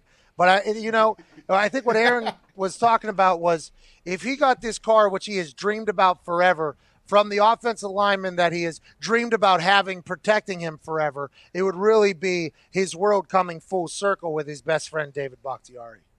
I would assume if anyone really got him that gift, he would be over the moon. That is a very lofty gift. I mean, hey, that's what Christmas is all about. You get to have a Christmas wish list and you get to wish for whatever you want. Whether it shows up underneath the tree is a whole nother subject. But, I mean, hey, shoot or shoot. And he shot his shot. I'll give him credit for that. I think that's a $200,000 car. Maybe I think it may be $300,000 car. It is something you could afford now, and let's talk about that. Somebody's calling us right now in this. Somebody's potentially calling Vince McMahon's office right now, and that we should not be answering that, or we should probably stay away from that. I apologize for the interruption there. Tell them War Game Sunday. Yeah, tell them please. The extension that happened mid-season. And with the NFL, whenever you're in that conversation, was there any talks about how the salary cap is potentially changing next year, right? Because everybody's expecting salary cap to go down. Was there any talks with you and your agent or the agent and the team for if the salary cap drops, how that'll allocate throughout the years going forward? Was that even a topic of discussion at all? And I'm only asking that because there's a lot of other people whose contracts are up. I wonder if that's going to be a trend after you finish your big deal that just happened. Yeah, I mean, it's definitely an issue that the players and the clubs have to deal with next year. But at the end of the day, you are what your worth is. And that's, I mean, when we came into negotiations, for at least in my perspective, and you've seen the premier guys, I mean, your value is your value. You're going to get paid, which you should get paid. So there was no conversation by the team that was like, if next year the salary cap drops to this, we're going to do this with the contract and we'll pay you out on the other side. That conversation did not happen. There was nothing like that in the business sense of the whole thing. No. Hey, good for you. I don't know if that's going to be a normal thing. I don't know. You come back off an injury. I think all of Packers fans were very thankful to have you back. This offense, you go against the Colts defense, which is a very high-rated defense. You go against the Bears defense, it is a very high-rated defense. And the offense just seems to be humming. From an offensive line standpoint, what is different between this year and last year, and why are you guys having so much success, you think? Because it's awesome watching you guys go to work over there. Honestly, it's just everyone is in their second year in the offense. The coaches are more exposed to the players and their personnel and who they have. I think they're catering the game plans even better, having understanding of us players. And on the opposite side, us players, we understand more schematically what to do. More of the adjustments were, I guess, more across the board accustomed. Everyone's doing their 1/11th job. And then not to mention Aaron's playing out of his mind. Aaron is playing Aaron Rodgers football. And with him at that level and now in his second year of the offense where now it's this guy's got a memory like an elephant, it's like working the backside and he can go in and out of any such plays that he desires based on what personnel we're in and get us in the right checks. And then specifically for us in the offensive line, we can have all of our adjustments based on the defensive ones that they present us to work with the given said play, which then makes us more effective. And I think you're seeing that in our production through scoring, through moving the ball, through our yards. And I mean, also we're having fun. We've been emphasizing a lot the gold zone, something that is very precious to us through our offensive coordinator. Shout out Nathaniel Hackett. So when you see us raising the hands up, saying we love gold, that is our gold zone. That's very precious to us. I'm waiting for one of you to lift your legs up over your shoulders, though. You know what I mean? If we're going to do gold member, let's go ahead and really do the full thing. We've seen LaFleur. Do you call him Coach LaFleur? Yeah. I call him. You say LaFleur? LaFleur. Yeah. Oh, you're a sophisticated man there with the LaFleur. You I have to got do a yelled at pinky- by you Tom. do a pinky. What's that? You have to do your pinky out when you kind of address it in that manner. LaFleur, I have a question. I've seen him mix it up, though. Aaron and him have a little physical. Big Bob Tunyon punched him in the face, I think, after scoring a touchdown. Is he always like that? Like at practice, he's high energy? Because he never gets talked about, right? And it's probably because you guys are in Green Bay. There's no owner to really promote everything that's going on over there, and maybe there's some media biases or whatever. But the amount of success he's had in his start to his NFL head coaching career is unbelievable. But then I feel like he's also a guy we don't know a lot about. You know, I feel like he never gets talked about, which he probably enjoys. Like, who cares? Just keep me out of the conversation. Much like Mike Tomlin has been for a long, long time. Nobody really talks about it. But it seems like he's an excitable, energetic guy. What are your interactions with him, and is he always like that? The thing that right away, even when I first met him, he's extremely humble and he wants to win. He doesn't care if he is in the limelight or, like you said, no one even brings him up. It doesn't matter to him. What he cares about is winning the football game, being productive, and doing a good job. Even when we do win in the offense, because obviously he's an offensive-minded coach, that doesn't perform to the standard that he thinks is possible. I mean, he's the first to blame himself in the game plan when, honestly, I have no problem admitting that it falls on the players. Like, we didn't execute the way we should have done. But he will always put himself out there for us, and that just shows the character that he is as a man and as a coach. And I think a lot of us rally behind him, and we have a lot of fun with him. He's young. He's got a little pep in his step. He brings that energy, and when we're all fired up, he's fired up too. And it's contagious, and he's very approachable to a point where you can't punch him in the chest, and he'll take it. He'll throw it back. He'll jump in the air, kind of dap you up. I mean, it's awesome. Ty, who's one of the owners of the Green Bay Packers, has a question. David, I remember there was an article that came out a few years ago about how you introduced a bunch of guys in the locker room to Settlers of Catan, and I was just wondering if you still play that at all, because Aaron's talked to us about how hard it's been to kind of build camaraderie this year. So if you can't do that kind of stuff, is there anything you've been doing with the offensive line to kind of stay, in a good space because you guys have shuffled around so much? What nerd bullshit is Settlers of Catan? What is this? What is this? Easy. I mean, hey, look, I'm an avid. I love board games. I grew up I'm one of four in my household, so we played card games and board games growing up. I love that type of dynamic. I think so. All my buddies, actually my good friends from childhood. I got to give them a shout out. Max and Mike Miller. They introduced me, and Ben White. So they introduced me to Settlers of Catan, and it's just a very addictive board game. I brought it to the players way back. Do we do it now? No. I actually haven't played with them, a couple of my teammates in a while. But I mean, I still with my hometown friends. I mean, when we used to hang out back when pre-COVID stuff, yeah, we would shuffle the board and we played literally for hours. It's a fantastic game. It's very addicting, and just know friendship cards are on the line when you're playing the game, especially when you have the night and you have a chance to. Don't know if I can say the word, but F over your buddy. You could have said the word for sure, but I don't know. I'm in the package facility right now. We're a PG organization, so smart, very smart. If we resume and calling at home, yeah. Got it. Yeah, hey, you're a professional, by the way. You're a professional, and they just paid you $700 million. You're one of yeah. So the least I can do is have my P's and Q's. Yeah. Smart, by the way. That's very smart of you. Settlers of Catan, a board game. I'm going to try it out someday. AJ's on the call, former teammate of yours. AJ Hawk would like to say some things. Justin, how you doing? Good to chat with you. I just have a quick question about your lineage, and you are legit your family's the true American dream. Can you explain a little bit where you get some of your grit? Because a lot of the boys are Pittsburgh tough, and they think they're gritty. But I know your dad is a very, very tough, amazing dude, and his dad. Can you tell where you got all this grit and toughness from? My dad would say he got it from the streets. My father, Carl Bakhtiari, he is a half Persian, half Icelandic, and it's Carl with a K, and he'll let you know it. Okay. And the quick summary I can use for the grit is Harbaugh, the coach at Michigan. Before anyone ever knew his name, he started out at the University of San Diego. and he coached my oldest brother, Eric, who ended up playing a little bit in the league.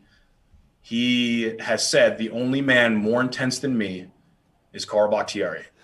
And that gives you everything you need to know about my father. It comes to a point like this. If you shake hands with him, he will let you know right away, without it being a contest or not, he will have a stronger handshake. Oh, okay. You don't even know you're in you don't even know you're in it. And his ultimate power move, if it's equal, if it's a draw on the pressure, he'll then throw the hand. Oh yeah, he'll throw the hand right on the elbow and let you know, kind of bring you in even a little bit tighter. He's one of the more intense guys you'll ever meet, but you love it. His energy is infectious, and it's all the time. He's either 100% or he's passed out on the couch taking a nap for 30 minutes, and then he's back on again.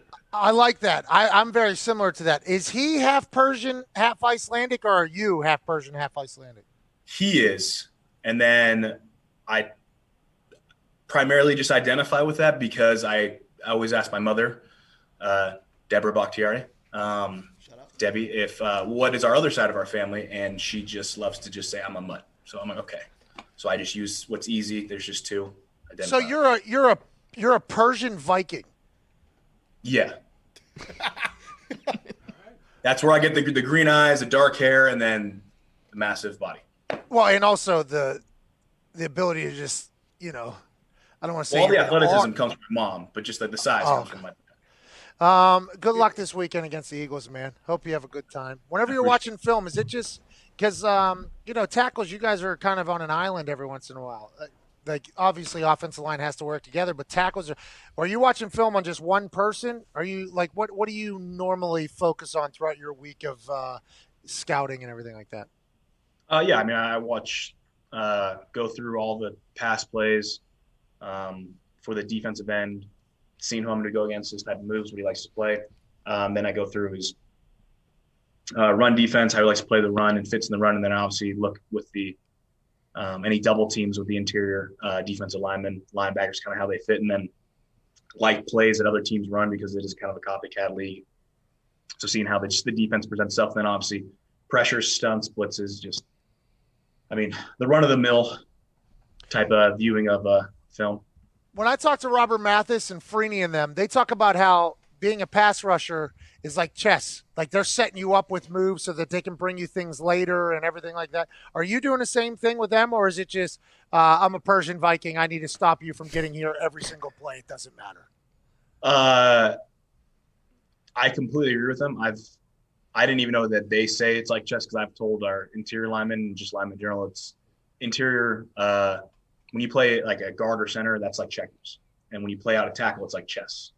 You're setting up moves. You're kind of it's slower progression than a quick strike, whereas checkers, it's quick. You're jumping. You get those three jumps real quick, and then you take out their three pieces. Or whereas chess, you're moving the knight here, moving a rook, just then you can, come hit a bishop like later on. So I completely agree with, how Dwight and Robert have said outside's like chess.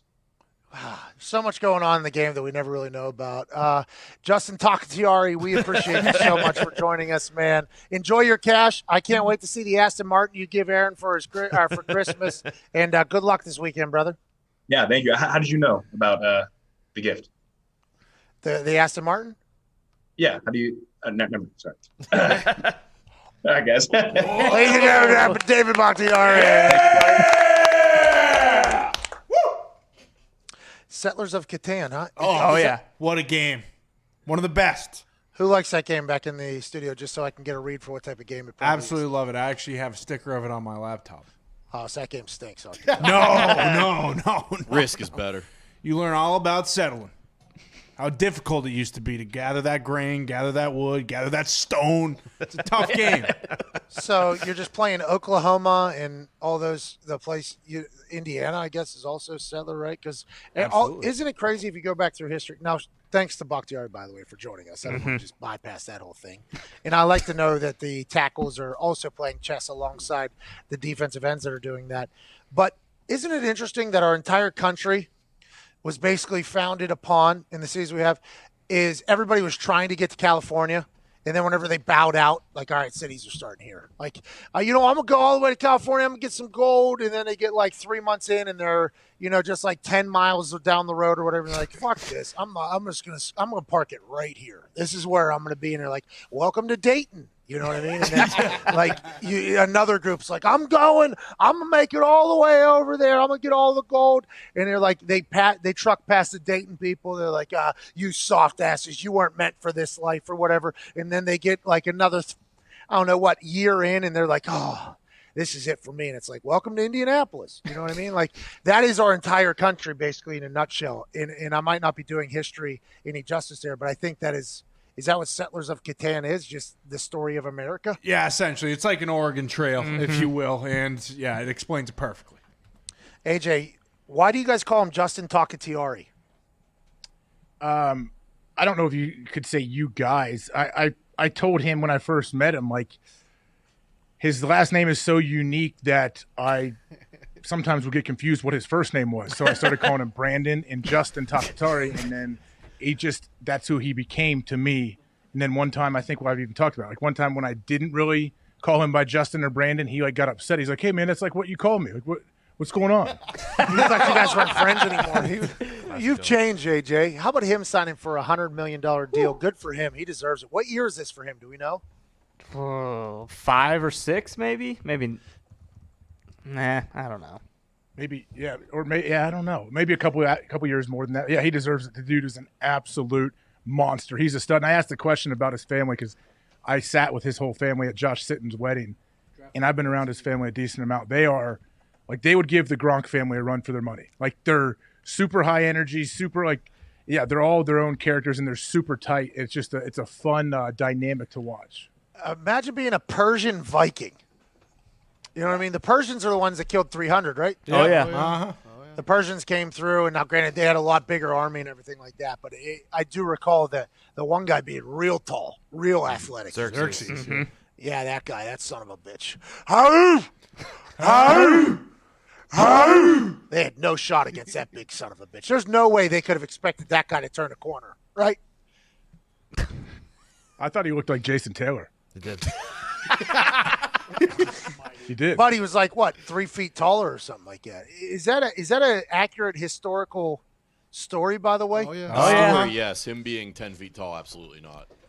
Well, but once he got how do you there, know, Nick? Once he got through there, the Greeks chopped him down. Yeah, the like Persians tree. got run over after they got through the 300. Mike in Chicago, what's going on, pal? Hey, Mike. Oh, what's up, Pat? How you guys doing? What's up, boys? Happy Feel Good Friday. Hey, hanging out, Mike. Can't wait to chat with you. What do you want to talk about, bub?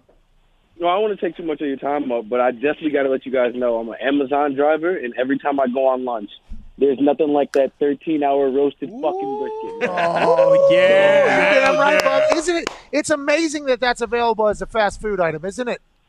It's crazy because, like, you would think stuff like that wouldn't be able to be made that fast and, like, that good, but it took me by surprise. It really did. I concur, pal. What do you want to talk about, brother? Thank you, by the way, for delivering a bunch of shit. This next month of your life is going to be terrible, but we appreciate you. Shut up. Oh, yeah. It's awful right now, but I'm surviving. But I honestly wanted to talk about what do you think if Matt Stafford wasn't drafted by the Lions? Say he was drafted by a team that had a really good defense. Do you think he'd be MVP caliber? You know, I think not just defense. Thank you for the question. Thank you for what you're doing this holiday season, Mike. It's not just like, is the defense good? I think the organization's a big deal. I think what organization you go to is a big deal. What's the culture? Are they a winning culture? And I think we all know the Detroit Lions just are not that, you know, and it's tough for Lions fans because there are Lions fans out there. They're a loyal bunch and everything. So I think there's a lot of situations. Sam Darnold right now. Like, do we know if Sam Darnold's a good quarterback or not, or are we just like he's in a bad situation? He might stink. Like, maybe he goes somewhere else and he isn't able to succeed as well, but maybe it's just a terrible situation. That's why where you get drafted, who's your coach, that's why they got to figure out something out there in Los Angeles with the Chargers. Last call here, Feel Good Friday. Let's go to Pepe in Mexico. Pepe, what's going on, dude? Last call of the week. Can't wait to chat with you. Órale, cabrones. Happy Feel Good Friday, and it is fucking week. Hey, you're damn right. I can't wait to hear what you got to say. You make us feel good, Pepe. Hey, thanks for hearing that. I'm good. One quick question I would like to ask you, Mr. Patrick McAfee. I would like to settle once and for all your conundrum of throwing around coaching in the NFL. since you have discussed this with Mr. Aaron James. Therefore, my question is, if you're offered to be the Ted Lasso for Chelsea in the English Premier League, to be the manager of Christian Pulisic, would you take it or not? And who would be your assistant coach? Great question, Pepe. We appreciate you. I would, in a heartbeat, be the head coach of Chelsea if that was offered. Now, with the boys go for it out there on the pitch, it might take a little bit for them to buy in, but just like FC Richmond was able to do it, we'll be able to do it as well. I don't know if coaching is in my blood or not, but if I was to have an assistant soccer coach for Chelsea, I would make it AJ Hawk. You know what I mean? Hell yeah! The boys a little bit about grit. Maybe bring in Carl Bakhtiari to talk to him as well about how they handle business off the field. That would be a dream come true. AJ, any final thoughts here as this week wraps up here on this Feel Good Friday, December 4th, Sirius XM Channel 82, Mad Dog Sports Radio? Well, I'm glad you said that because I was going to throw my hat in the ring and volunteer to be your assistant. I think we could really do some great things over there in the soccer world. I don't really understand the rules. I don't even understand offsides in soccer, watching my daughter play, but I think I could pick it up pretty quick. Could you imagine us over there on the pitch on the sideline sitting in those like race car seats that they have in the thing and just motivating the boys and chewing out the refs? I mean, it would be electric. We can't thank you enough for listening to us this week. Sirius XM Channel 82, Mad Dog Sports Radio. War Games Sunday night, WWE Network. Vikings will be taking on the Undisputed Era. I'm down here all week. It'll be worth the watch, I promise you that. Hammer Don is at youtube.com/The Pat McAfee Show here in a few minutes. AJ, you got about 5 seconds. Any motivational speeches for the radio listeners? No. Have a great weekend. Wow. That was a motivational speech after you said you weren't going to give a motivational speech.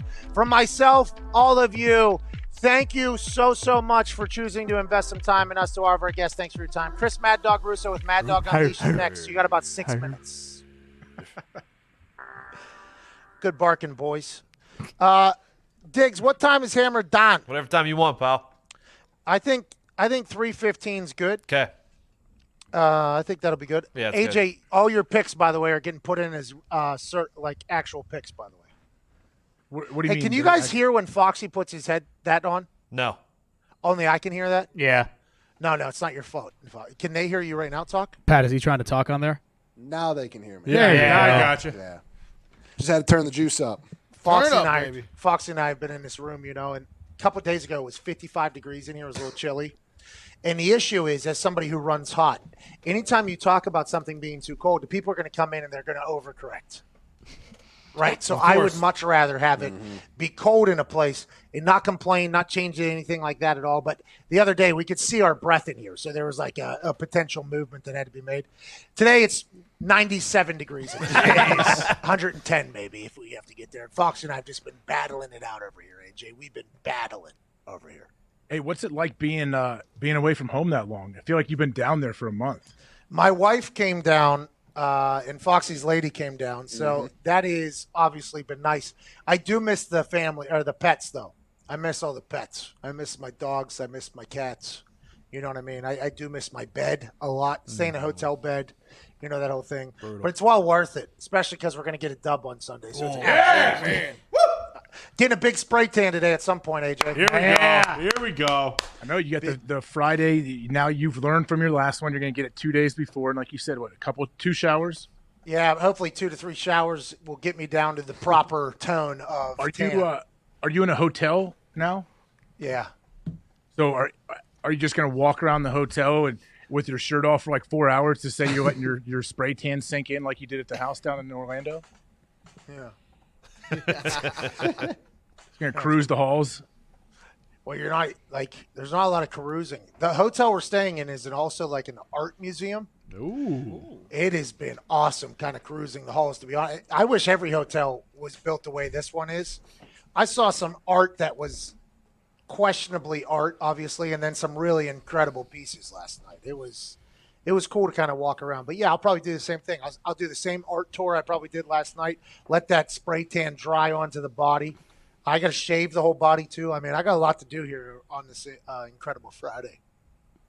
I assume where you're at right now is just like the UFC Fight Island in the videos I saw from the Nelk boys when they went out there and were just partying with Dana White. Like, that's what I envision you're doing right now. I am not partying at all. I am very excited for Monday, where there's going to be probably 3 pizzas, if I had to guess. Ooh. I would assume there will be about 10 Arby's sandwiches. I assume there will also be a lot of stuff on Monday. There's zero partying going on. I'm eating incredibly healthy and have been for a while, but I'm getting to the point where I'm a bit anxious to get some good food into the mouth, into the stomach once again, and enjoy this holiday season. Are you wrestling with your shirt off? What's that? Will you be shirtless for your match? Do you see my? You can barely see my chest. Let me move this over. No, nobody can see that. Whoa. It's a big pop-up pump. Yeah. Holy shit. Scott Steiner. Are you kidding me, dude? Are you kidding me, dude? No, I'll have a tank top on. Don't you worry about that. I will not be shirtless. I'm a big tank top guy. The body, I have talked to a couple guys down here, though, that have yoked and shredded bodies. And I'm like, can you guys potentially put together something so I can look like you guys? And Tommaso Ciampa, he's a NXT wrestler. He is strapped. Like, he is absolutely yoked. He was like, I can put a plan for you together so you don't look so sloppy in a goddamn stomach all the time. I'm like, thank you, Tommaso. That didn't sound like a compliment at all, but I appreciate you looking out. So I think he's going to give me an entire plan. And maybe I'll be able to stick with it. Probably not. But there's a chance that I do get abs at some point. And if that does happen, look out. We are no longer selling any shirts. You know what I mean? Those will all be gone.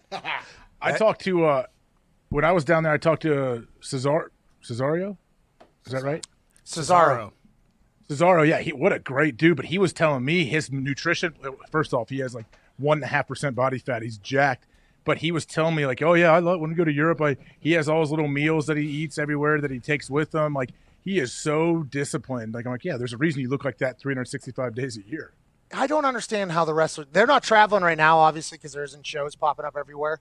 But I don't know how those guys and girls I don't know how they maintain their bodies through all the travel that they were doing. I mean, before COVID, they were on the road Wednesday, Thursday, Friday, Saturday, travel Sunday, get home Sunday night. So you're home Monday, Tuesday, basically. Then you're back on the road Wednesday again.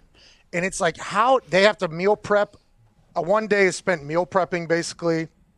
Then the ability to stay disciplined when you're probably very tired, when there's something right on the side of the road that is very cheap and easy to get. The ability to just keep the blinders on and drive right by that is one that I'm not sure I'll ever be able to do. So I think that is something that doesn't get talked about enough, is like these people, and they still find time to work out every single day. And it's just, that is a willpower that I'm not sure I have. And it's impressive. It's a crazy lifestyle. But Drew McIntyre said it best, didn't he? He's like, never be in too good a shape so people can't say I got out of shape. Yeah, because if you have, I forget who it was. I think it was Drew McIntyre told us that he never wants to have abs. Is that what was that for? This is what I just basically said. Did you say Drew McIntyre though? Yeah. I'm sorry, I didn't hear that. I was for. Is Booker T still on speakerphone? No. But Booker T was on speakerphone. He was on the actual phone. Daniel Cormier was on speakerphone. But he said you don't want to have abs. You don't want to be known as an ab guy, because if you go away for a month and then you come back and you don't have abs, they'll be like, "Oh, the guy's out of shape, hasn't been working out." He said, "So I just like to remain fit." Just fit. And he is, by the way. He is. Just a brick shithouse. All right. AJ, have a great weekend. Enjoy your daughter's birthday. Tell her we said happy birthday. Happy birthday. Happy birthday. Will do.